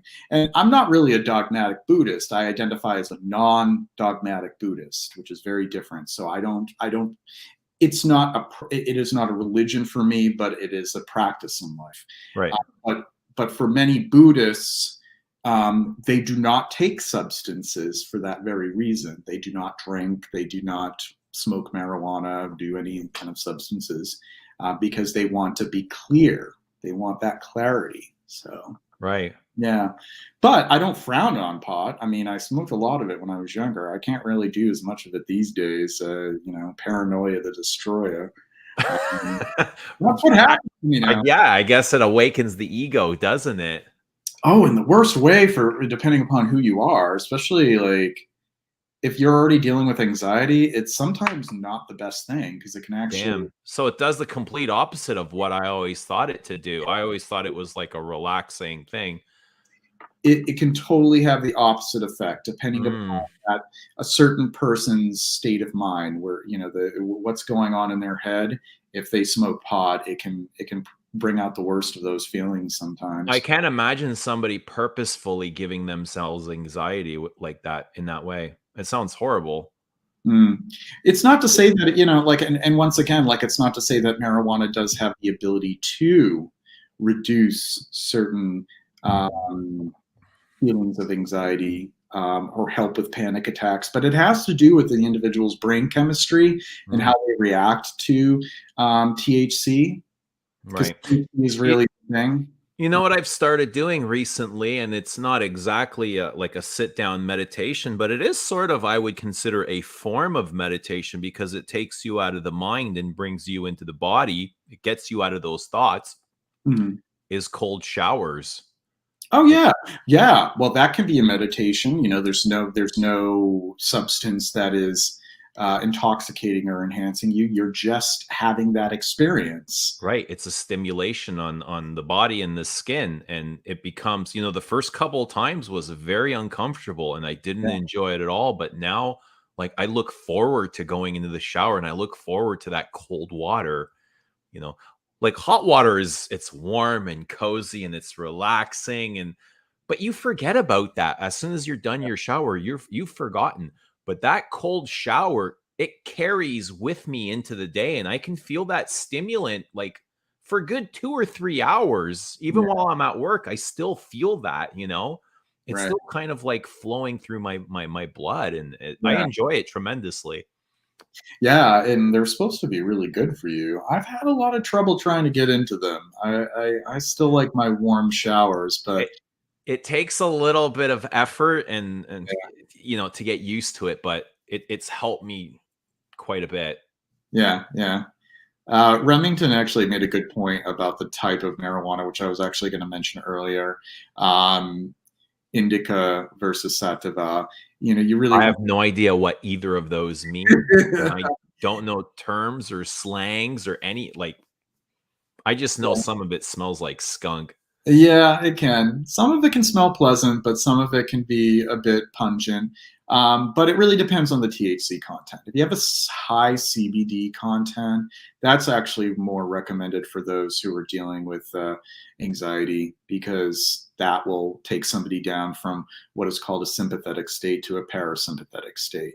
And when you're in a sympathetic state, that is when you're in that fight or flight mode. That's where you are in that mode where you feel panic and you could potentially have a panic attack. It all stems back from our earliest origins, where we either had to run or be prey. When we're in danger, we had to either, attempt to avert the danger or get the fuck out of there. So it's a vestige of that. And we experience that from things that are not actual threats, but just perceived threats these days. So people will have panic attacks, but parasympathetic state, that's the state where we know that we're safe. Our brain says this is the time that we can be vulnerable and safe, because there's no perceived threat. I mean, there's no actual threat. Our brain thinks there's nothing to be worried about. So there you go. Yeah. So, Eugene, is the whole shower cold or just the last 3? No, only the first 20 seconds I'll have it on warm. I'll go in and it'll be warm. And right after that, maximum 20 seconds, I'll turn it on as cold as it gets. And the Mississauga water here is extremely cold. Like, it's not faintly cold. It is almost ice cold, right? So it is a good hit of stimulation. I believe it. And I can instantly feel my heartbeat race. Like my blood starts flowing, my heart rate increases. It's a pleasant surprise. Yeah, because you're really stimulating that response, your body's response. Right. It's like waking up your nervous system. Yeah. H2Ono, I ate 11 boxes of Captain Crunch in college after 2 hits of Thai Stray. Can't handle. God, you must What's that? Horrible time on the shitter. Captain Crunch too. The roof of his mouth must have been. What's a Thai extrait? I'm assuming it might have to do with pot, or maybe I'm completely off, but I guess that's something it does is give you the heavy munchies, right? Yeah. You just want Oh God, consume a lot of food. Yeah, in the past, like I would just eat the entirety of something. Something was unopened, and I was really high in the kitchen. Something that was just sealed and that has not yet been cracked. I would open it and I would eat every whatever you can find in the fridge, cracker or whatever was in that box until it was gone. Yeah. Yeah. Did you feel like you always had control of your actions, though?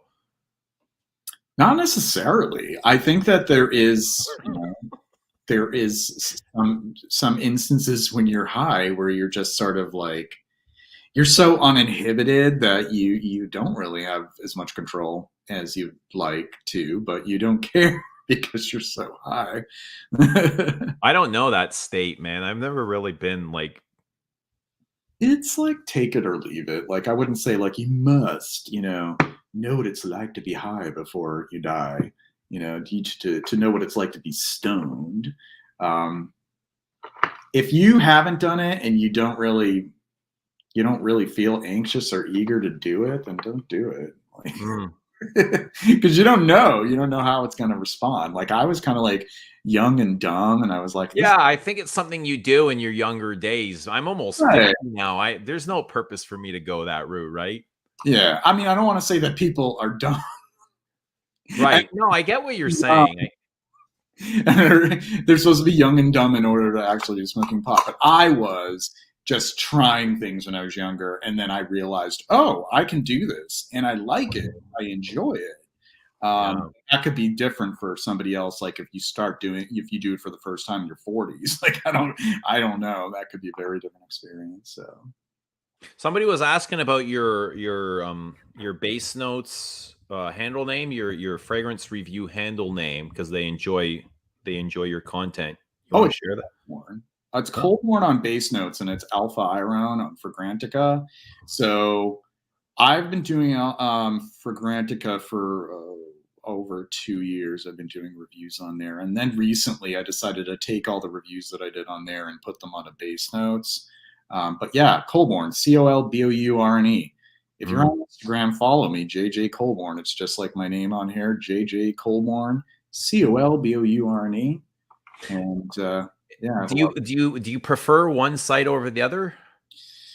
Fragrantica over base notes. Well, I don't. I think I can get something from each of them. Of course, there's been some chatter about the owners of Fragrantica being a little shady about their politics and stuff, but unless I have any concrete evidence, I'm not jumping on that bandwagon, and I'm still using Fragrantica. Politics in what sense? Oh, I don't really know if I should be taught. I think you want to archive the life. So we'll talk after. We'll talk after. We can talk about it privately, and if somebody talk after, right? And then I'll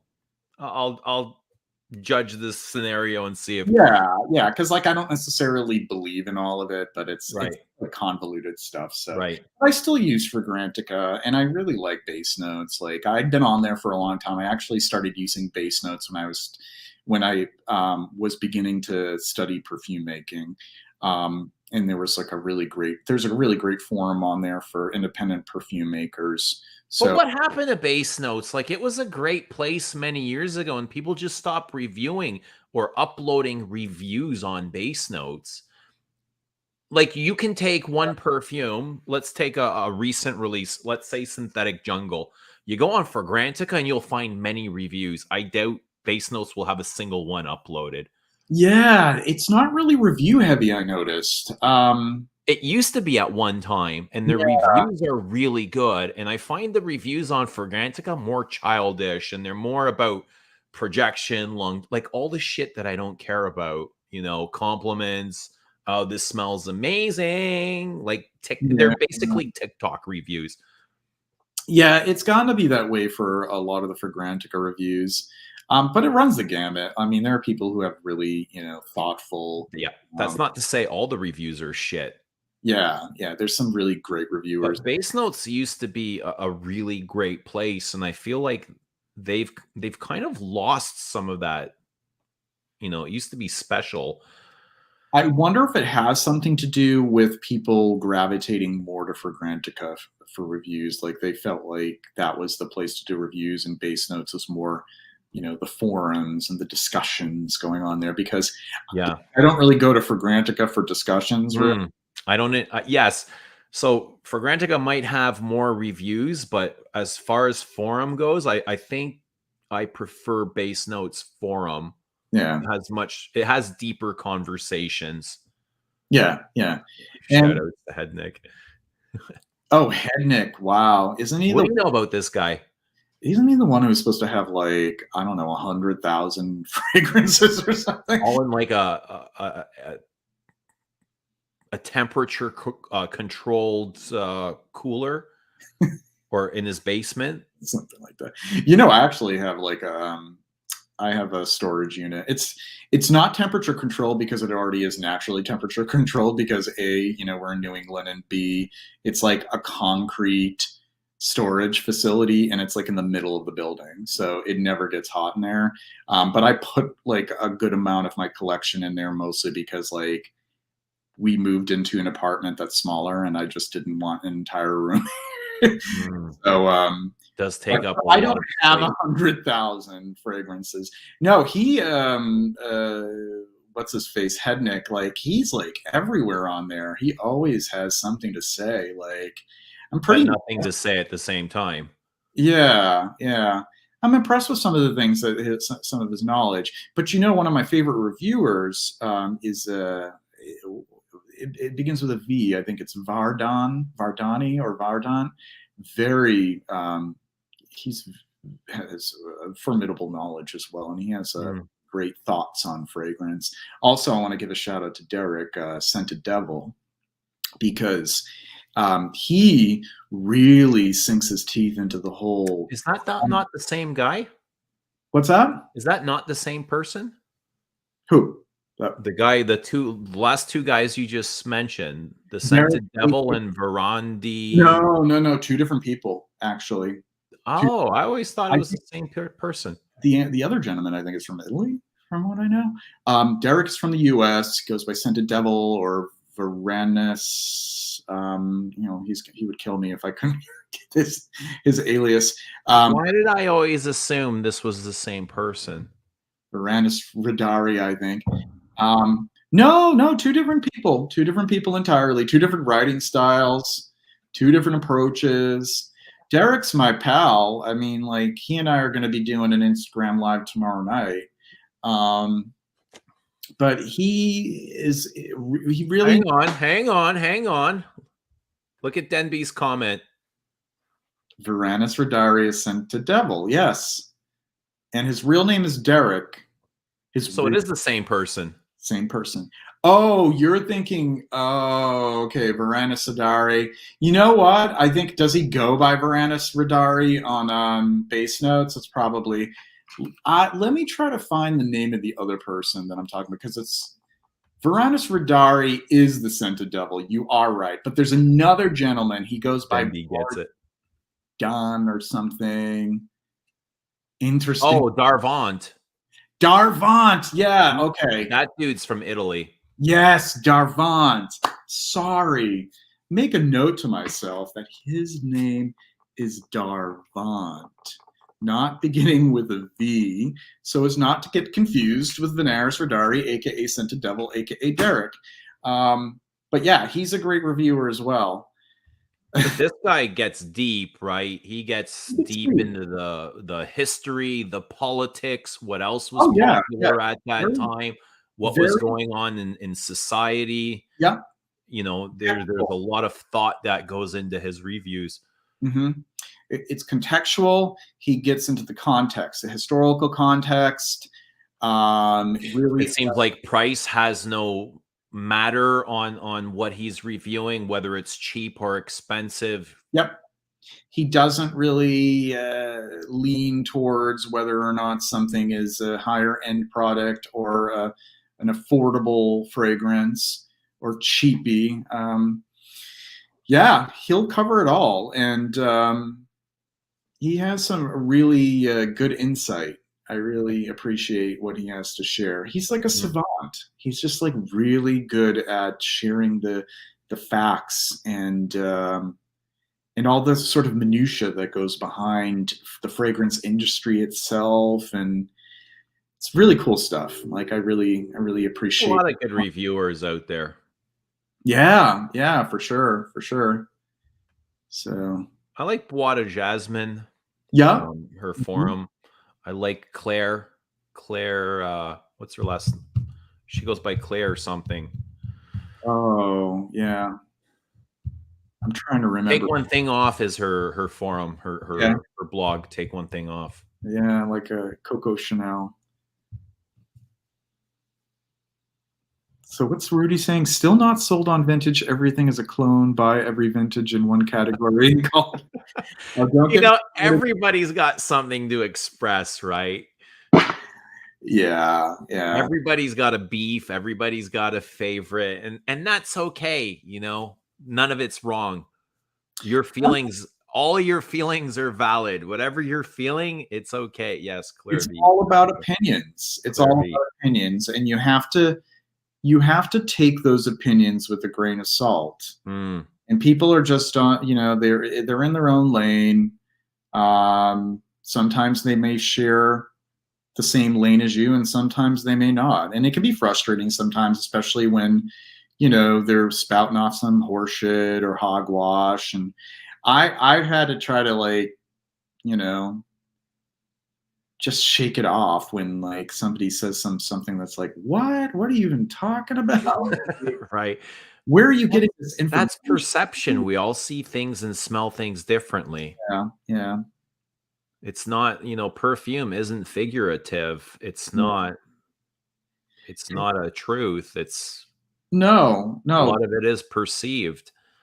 It is perception, I could say that something, like take, for example, I recently, watched a video on a YouTuber's channel, and, that particular YouTuber said, vintage Davidoff Zeno, the Lancaster version, and is far superior to, the more recent Coty or the more recent Lancaster version and all that stuff. And I have an older bottle from about 25 years ago, and I have a more recent bottle. And to my nose, this is my own unique nose. I have my own unique olfactory bulb with my own unique experiences with scent, and to me the two of them are 99.5% the same.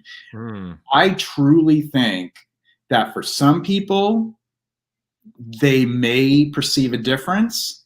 Other people, it may simply be the power of suggestion. The fact that they know it's vintage makes it smell better to them. And I'm not saying that's everyone, and I'm not saying that is power of suggestion. So if you got both of those in an unmarked decant, and you tell them which one smells better, and it happens to be somebody who's like, well, it's naturally it must be the vintage version. But which one? Well, without knowing which one's vintage, how many people are going to be able to get that? It really depends. It would be an interesting exercise, I'm sure. I'm sure even I would be like surprised, like, oh wow. Somebody's asking Because if it was Ramsey. I have no idea who you're talking about. I didn't see any it of was video. Ramsey, and it's fine, you know, like it's no dig at Ramsey. It's just like everybody has their own perception. Me, it's Mm. fine. So if I have a video and I talk about do a comparison video, because nobody has a monopoly on that, because I'm definitely going to be doing comparison videos once I'm on YouTube. I will do a comparison video between vintage Davidoff and the recent Davidoff, and I'll share my opinions. And I'll say that, you know, to me, there is such a trivial difference in this that it would make no sense for me to tell people, if you're gonna buy Zeno, this is the one that you're gonna have to buy. Right. Um, I But would. these conversations kill me, like what Davlon's talking about here.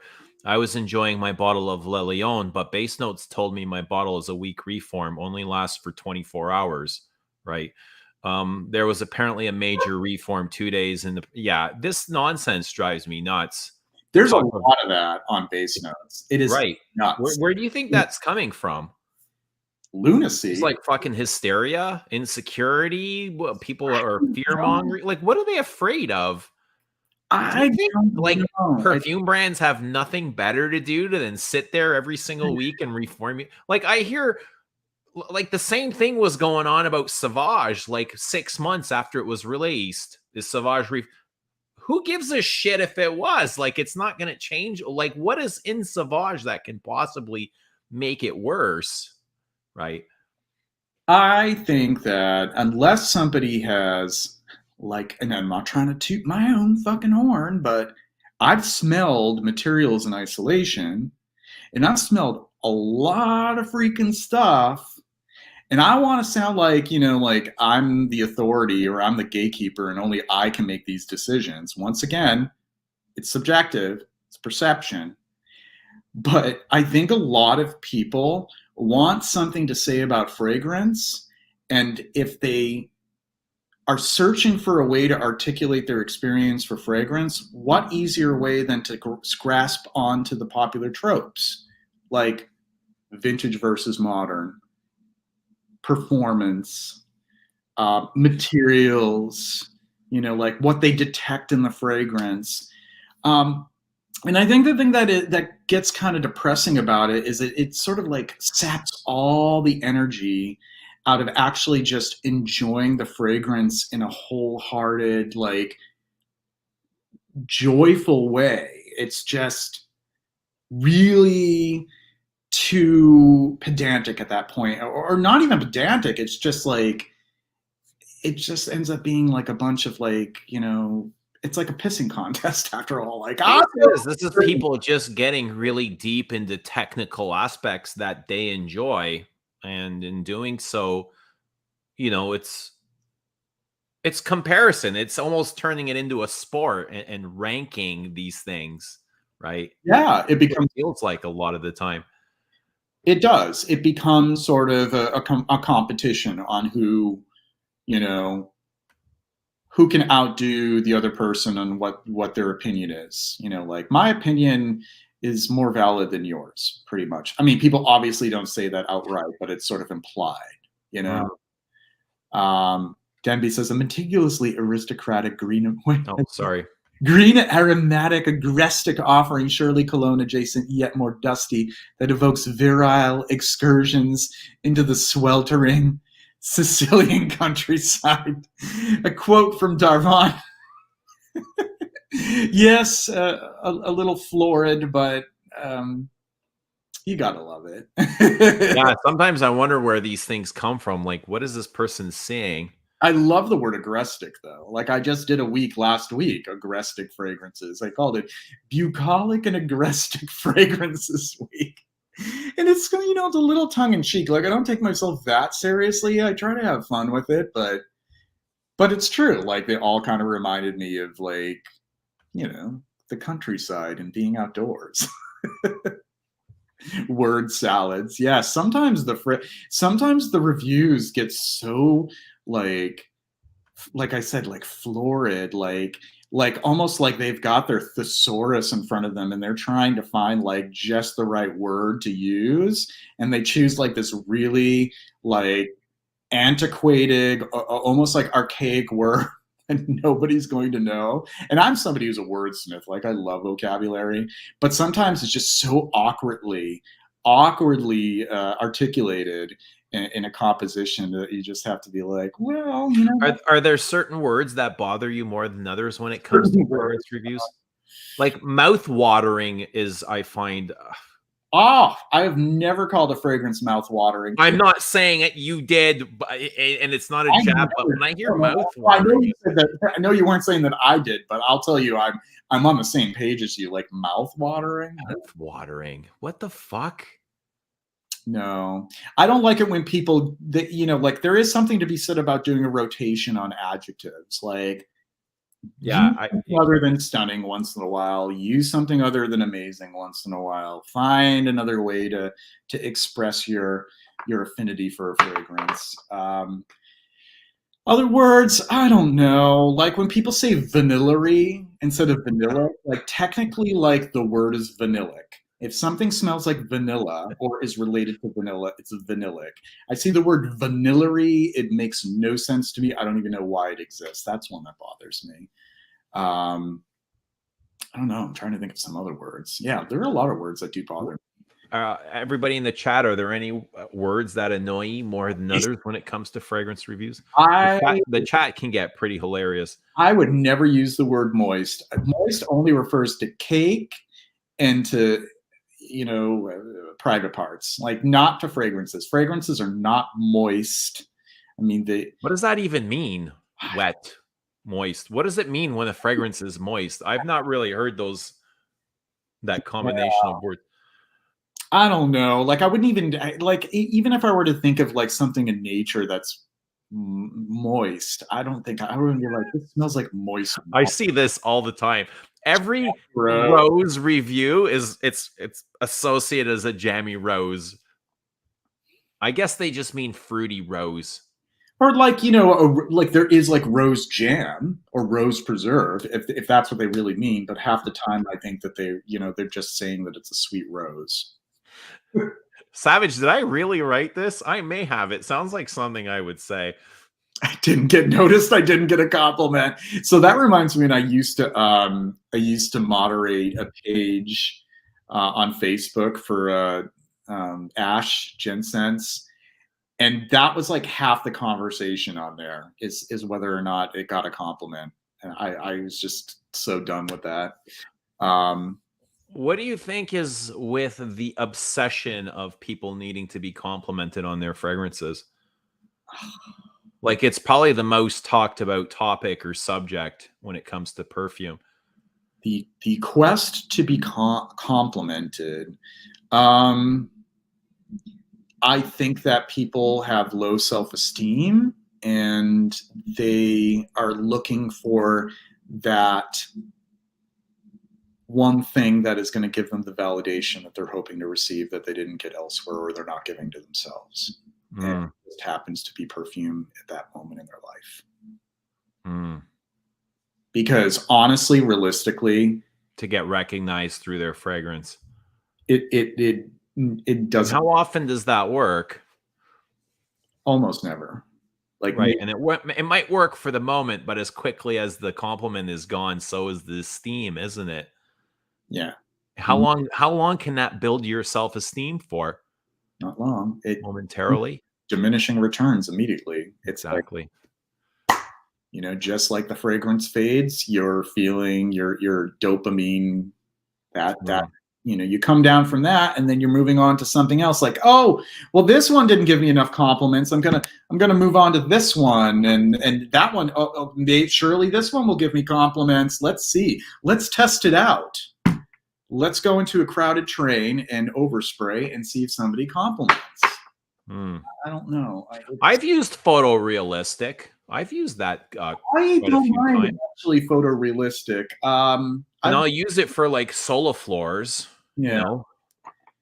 I think it's, I'll admit, as somebody who's used it, it's sort of a lazy way of saying that something is really true to life. It sounds right. It's like I've used that term before. Yeah. So What is a watery note? Oh, a watery note. I think there are watery notes, things that smell like they're saturated. Cement. Something that smells like cement, of course. Well, like water, fresh, dewy, Dewy. You know, dewy. like there are certain things in fragrance that remind you of plants that were just rained on. That Right. Morning dew. When you get up in the springtime, 5 a.m., there's still that mildew on the grass or on the flower leaves. yeah, Right. totally. There are a lot of I mean, it's Serge Luton's like a la rose is a watery rose to me. yeah. Or if you want to get really fancy, you could say it's aqueous. Aqueous. There you go. Great conversation, JJ. Compliments. At this point, review. I was trying to read it. It's okay. I don't know. At this point, reviews will be sign language only. I got to learn that ASL. But yeah, I just don't even really get into the conversation about compliments. Like if I ever got onto YouTube and I had any modicum of like attention from people who care about that shit and they ask me, I'm like, fuck if I know. Like I don't Yeah, I generally don't wear things that would get compliments because they're the least exciting things. Like I don't find them interesting. yeah. But I mean, why do you need a compliment? Are you trying to get laid? Like is that your priority? Is that what you're trying to do? And again, like if she's sleeping with you because of your perfume, your chances are you're not the only one, right? Yeah. Right? And that's theoretical because I don't even think there's really anybody out there who would do that because of the fragrance. I, I think that a lot of people just blow smoke Mm. other people. Yeah, like the term panty dropper, right? It just sounds mental to me. It's just disgusting. Like, why does that even exist? Like, I'm so glad that it's gone out of fashion at this point. It's like, what it is so insulting to the intelligence of women in general to think that like a woman would just drop her drawers because a guy would seem to smell good to her. Like, it's just trashy. Mm. You could just say realistic instead of photorealistic. Yeah. I see. I suppose you could. Yeah, I think that photorealistic gives the idea that it's just Yeah, photorealistic kind of captures that scene, yeah, right? yeah. Now, Prof. Melvin, you're going to have me looking at a thesaurus to find a better word. I wouldn't change your style. Silver Ronin, she's sleeping with me because I smell like Tom Ford. She's sleeping with Tom Ford. Well, she doesn't know about Tom Ford then. Right, right. If she hasn't memorized the Creed batch code, she's not worth it, dude. Just move on. Oh, if she is memorizing the batch codes, then she's got a lot of other problems. And so do if you're doing that. Yeah. Not something I really care for. No. If I smell cocoa on a gal, I'm gonna try for a cup of coffee. Well, have you looked at her? Is there is there a single batch code out there that you're familiar with off the top of your head? Shit about batch codes. There's not one I'm familiar with either. I have too much precious space in my memory stores I'm not gonna occupy my mind with that bullshit. Like honestly, I don't do it. I don't care. Like if it smells good, good. If it doesn't, it doesn't. I don't do that. The No. whole concept to me sounds mental. It is. Like to try and keep up with that. And there's people that know like 50 different Aventus batch codes. God, you know how to separate them and what the differences are. Yeah, that's like, all that time that could be spent enjoying so many other beautiful fragrances in existence. Not just fragrance, but life in general. And life in general, yeah. Go enjoy your life. Right. I mean, that's exactly what I'm saying. Like, I really need to temper the amount of time that I spend musing about fragrance and smelling it and stuff. And I love it. Like, but I couldn't imagine occupying so much of my time on such weird, like, technical crap that doesn't really mean very much, like, and then you're just concentrating on like a handful of fragrances in their batch codes. Like it's not really relatable to me. What's a What's life? the life? Asks Caboose. Well, I guess for some people that is their Hey, life. that's So fine. I guess that makes us horrible for judging them, doesn't it, JJ? I guess we're being judgmental. I mean, like, but we all can go to that judgmental place. Like, we can, sort of reassess where we're going with this, and extend our compassion to those individuals who choose to spend their time on things that seem Okay, no apologies necessary. somewhat frivolous. There's a lot of frivolity in fragrance. I think we put so much stock into it as enthusiasts that we lose sight of the fact that most of the rest of the world would think that we're nuts for even caring about the things that we tend to care. Absolutely. It sounds nuts to me sometimes, just like the Yeah, obsessing and the OCD and just, the reoccurring thoughts over and over and over and over again. yeah, right. I couldn't imagine wearing, I love it. I couldn't imagine wearing the same fragrance every single day, year in, year out. At That this to point, me sounds mental. yeah, I used It's to. like watching the same TV show every day when you come home from work. Yeah, I have a tough time with that kind of stuff too. Like, I like to mix it up. I like to How change it many up. times can you listen to the same song over and over or the same video or movie, But once again, like like we were saying earlier, when it has to do with one's own unique olfactory bulb, people are just wired a certain way, and some people are creatures of habit. They want to have that repetition, and that everything is predictable because it's safer to them, or it just works with their brain. I've never been that kind of person. I'm always wanting to try new stuff all the time. right? To learn, right?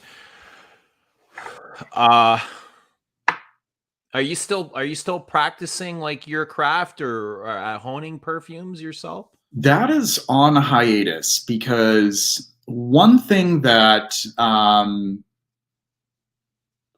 about perfume making, it is a very expensive hobby, and it is really time consuming. Um, it involves a lot of discipline, and I work full time. I'm actually working on saving money for some things in the future. Um, so I have it on hiatus, and I would like to revisit it. I'd like to pick up on it in the future, but I'm not currently working on stuff. I want to keep myself, you know, uh, keep that muscle memory going though, and like revisit like stuff. Right. I like to talk about the process of perfume making, So and something you still have in the back of your mind? yeah, I want to keep that part of my brain active, even if I'm not blending and composing and experimenting. So, um, and that's like, really how I I have like an understanding of, what goes on behind the scenes as far as like making a fragrance, and really um, what we smell is more than our perceptions. It's the actual, ingredients themselves. I mean, we may perceive them in our own unique way, but as far as like, what goes into it and what makes things smell the way they do, I like, educating people on the fact that there are high impact materials, that if you hear that something is only 1.1% or 0.2% in a composition, it doesn't mean that it's useless, because that material is high impact. It means that it doesn't take very much of that material in the concentrate for it to have an effect. It's Yeah. strong. Right. To Um, make a difference. yeah, yeah. There's this belief that like, like when somebody hears something like, oh, there's only 2% of that. And like, I'll tell them, well, that's actually an overdose of that material, that particular material. Like say for example, like I'm trying to think of a good example. I'm not going to do the O one. I'm like, I'm in so much deep shit for being outspoken about that. I'm trying to think of another one, like patchouli, like Deep shit from who? everyone about oak moss. Everybody's giving me a hard time. Oh, okay. Oak moss. Right. Um, I thought you meant when you said 01, I thought you meant like molecule 01 for the some O one, no, the O material. Somebody called it joke moss. I got a kick out of that joke moss. I worship at the altar of Avernia prunata. Hey man, people got their favorites and they're sensitive to it, and you know I try and feel everybody, but at the same time you're allowed to disagree, and you're allowed to enjoy whatever it is you like. And if you're okay, if you love vintage, enjoy vintage. If you're okay with reformulation, that's okay too. I'm not always okay with reformulation. I want to clear the air. I was a little shell shocked the other night because I was so fucking tired. I just finished moving and I had a full work day. But no, I totally agree that there are a lot of compositions where there is a significant change. Not only not only because of the reduction in the amount of oak moss used, but Remington's stirring it up. But also cost cutting. That's another thing, cost cutting. Like, who makes Quorum today? It's not the same. It's not the same. The same producers as 20 or 30 plus years ago. What's today's Quorum smell like? It's okay. It's just a little hollowed out. You know, like it's not a very good fragrance, is it? It's okay. I mean, like that's one example where I'd say, yeah, it's not even going to set you back too much to get a vintage because the vintages of Quorum are pretty abundant. Just get a vintage. You know, you're certainly not going to spend nearly as much as like, you know, what was I going to say? You're not going to spend nearly as much as like a current niche fragrance for like Quorum. You know, right? Probably $40 and you can get like a 50 milliliter of a vintage. So I would get it because it's not just the oak moss. I think it has to do with the fact that the producer is, they cheaped out. It's cost cutting, Right.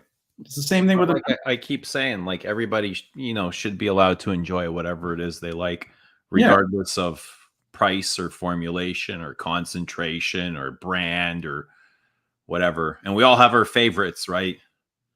We all do have our favorites, and it's all, it's all subjective, keep oak moss name out your motherfucking mouth. Out your fucking mouth.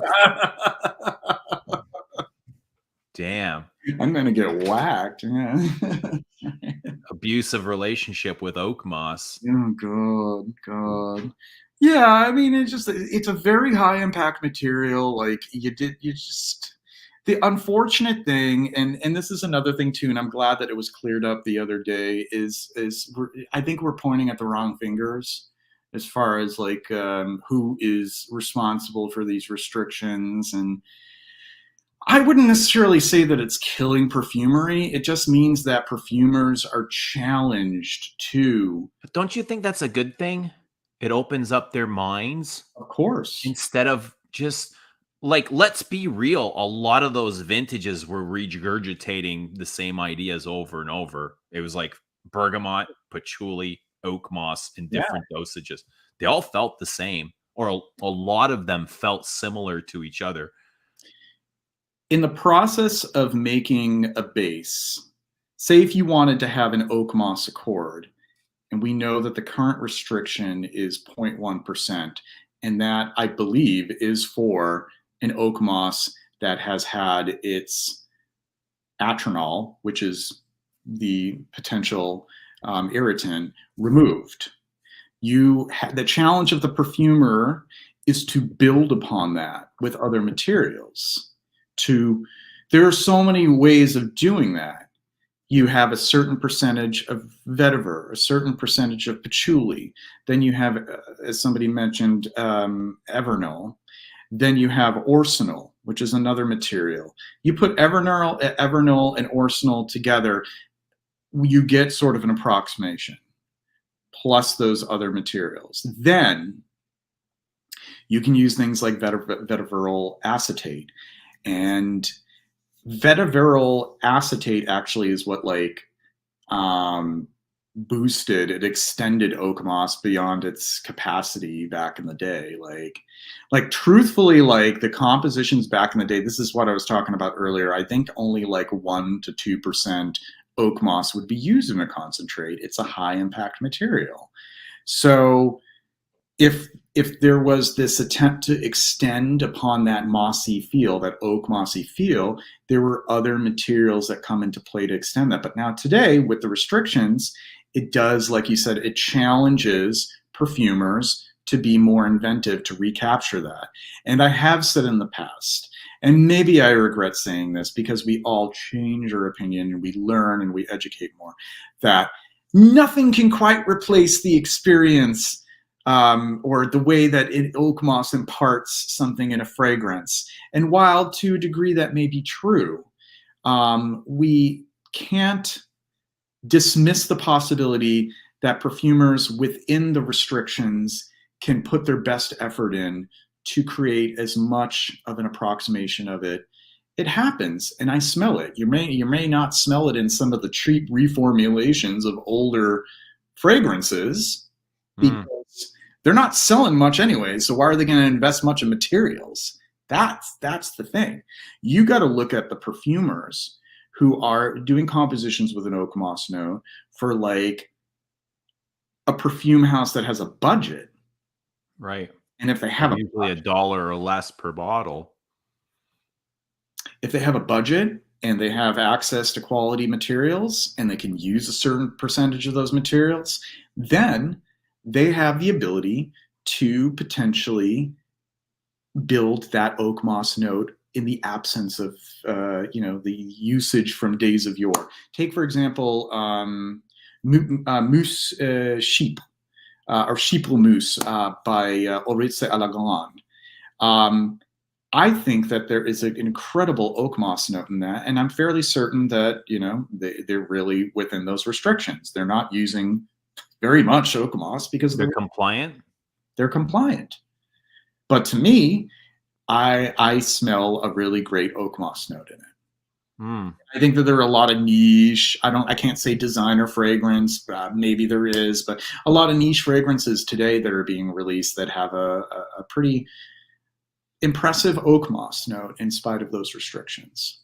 So what about like modern Mitsuko or Chypre Palatin? Like, perfumers can still create something like that. Yeah. Why are we crying about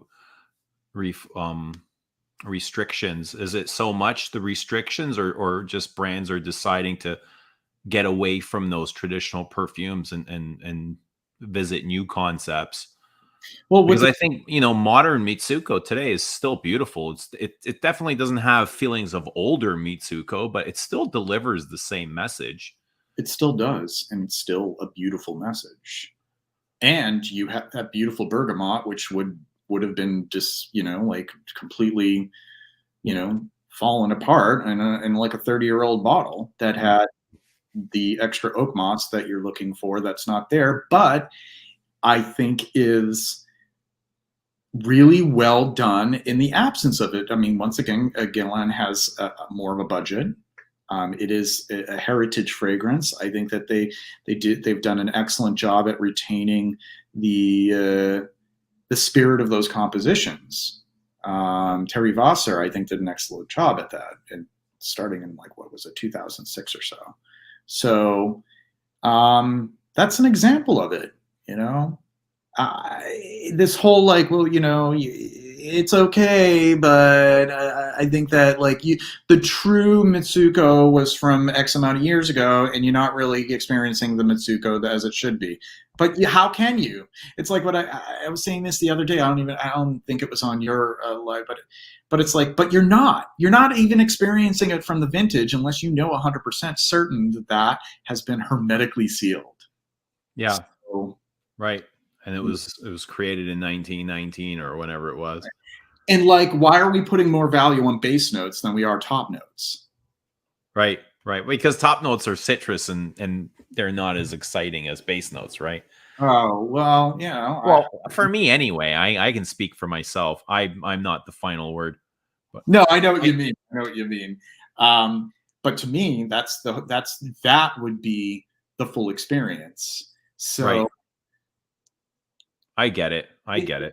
everything's in flux, like there is this embellishing and this glorifying and romanticizing of the past, and that's all fine and good. And I've done that as somebody who's collected vintages, and I love vintages with the understanding that what I'm smelling is, especially if I know that the bottle is 30 plus years old, that I'm not really smelling it as it had smelled at the time. Reminding myself that, Great point. yeah, you have to be reminded of it. You have to Right. You want to experience the complete perfume as a whole. Right, right. So, hey, if you have the money to spend, if if you want to get a vintage to kind of get a fee, but the thing is too with like vintages, like depending on how poorly it was stored or taken care of, the base notes can be affected as well. So you're not even like it's like kind of hard to it's vintage. It's not like something that just like, yeah, I got the money, I'm just going to buy the vintages and I'll get the real experiences. It's it's much more nuanced than that. I have a bottle of Coriolan. It's not even that old, and it feels like it's gone sour to me because it has it's really built on top notes. I was lucky enough to get one that was pretty intact, but I did actually run into another bottle, and it smelled like vinegar. That's what mine smells like. I was like, this is awful. It's just like if you run into a bottle of a citrus aromatic or like, something that is just very citrus heavy. The more citruses that you have in the fragrance, the more likely that it's not going to smell that great after, a couple days. Yeah. It's got a lot of citrus and oak moss, I guess. And some people vintage, and I find it funny because some vintage people are like, "Well, I don't really like citruses." Well, yeah, you don't like the citruses if you're concentrating so much on vintages because the citruses don't smell as good. Like even like I have like a bottle of Eau de Rocha from I don't know, like 20 years ago, and it's like I have that. That's a brilliant perfume. It is, but I was unfortunate and I got an older bottle thinking like, oh, it's an older bottle, and it ended up smelling. I really like that. It is really nice though. That's an example of where like just get a newer bottle, like yeah. Especially I love citrus aromatics, so I love them. One bottle that I got recently, I'll grab it, but I'll be right here as I'm chatting away. But one bottle that I got that is actually a bit older, but they must have had this on lockdown. Like they must have had this. Oh yes, I love that textured bottle. Isn't that nice? This must have been stored somewhere very safe. But this is a Trophée Lancôme. What's that? Hold up. Let me blow that up. Yeah, this is a Trophée Lancôme. I love this. It's modeled after the golf club. The texture, isn't that awesome? And look at this atomizer. Cool. Looks like something Lacoste would make. Sort of, yeah. It's a similar idea. Yes, Trophée Lancôme pour le sport, vaporisateur de toilette Paris. And this bottle, I don't know how old it is, but it smells brilliant to me, and it has been discontinued for some time. So I was lucky because there have been a lot of folks that I know who wanted to experience this, and they took the risk of purchasing it online, eBay, what have you, and they got a bottle that was completely spoiled. And I was like, you know what? Cross my fingers. I could be wasting a ton of money. And it came, and I'm like, oh, it was just like a rush. I'm like, oh my God, it smells so good. And the citruses are intact. But honestly, sadly, this is kind of rare. Yeah. Very cautious about getting more citrus. Yeah, Rudy says this is the second generation, and you know what? I'm okay with that because this is glorious, and I don't know what the first one smells it, so I have nothing to compare it to, or I have nothing to ruin it to, right? Wear it and love it. Yeah. wear it and love it. It's just so fresh and crisp. Because you could take the risk like I did and get a bottle from like 2000 that smelled like it just smelled off. It just smelled like thin and off and tinny and metallic. Not this doesn't smell thin at all. No, It's because very vibrant, zesty. There's even something creamy underneath. yeah. Really nice. This would be gorgeous in like the hot, humid weather, sticky weather. Yeah. Well, Ramsey was very lucky then. Out of hundreds of fragrances, and only 3 have turned. Very lucky. There you go. I guess they try and make them in a way to hold up as long as they can. Sometimes they're just not stored properly. Sometimes, yeah, Dude, I remember when I wanted to buy a bottle of Terre de Hermes and I found one online and local pickup only. Guy was selling perfumes out of his car and he said they were all brand new. I said, all right, so I'll meet you somewhere in half an hour. And we met and he pulls out this box of perfumes from the back seat of his car. And he must have stored them in there during the summer because the cellophane had melted onto the box. Oh, God. Like, I'm not buying this. It's probably fucking sour inside. Yeah. And all of the fragrances were like that. He's like, come on, man. I give it to you for $10. I said, no, I'm not giving you no bucks. Like, the thing is probably destroyed inside. Yeah. So he ends up opening it up and half of the fragrances dried out. Oh, God. All the alcohol evaporated. Like the labeling had fucking scorched off. Half of the bottle was melted. It would, if you were to smell them, they would just smell very depressing and really bad. It would just, it's like mental. Yeah. And that's what happens when you don't store your shit. Right. The sun will destroy your crap. Look what it burns our skin, for God's sakes. Like, what do you think it's going to do to the alcohol in your? Well, it evaporates the alcohol, and then it starts to what happens is the heat from the sun. I think we were talking about this the other night or last week. The molecules that are all attached together by the little branches. It's like they break, and those aromatic molecules they fall apart, and that's that off smell, that turned smell. Because they were heated up, they were too hot. Denby, hang on, let me put that. I like to tell myself that my spoiled 100-year-old perfumes are like dry aged steaks. The vinegar acetone top notes are a feature, not a bug. God damn it!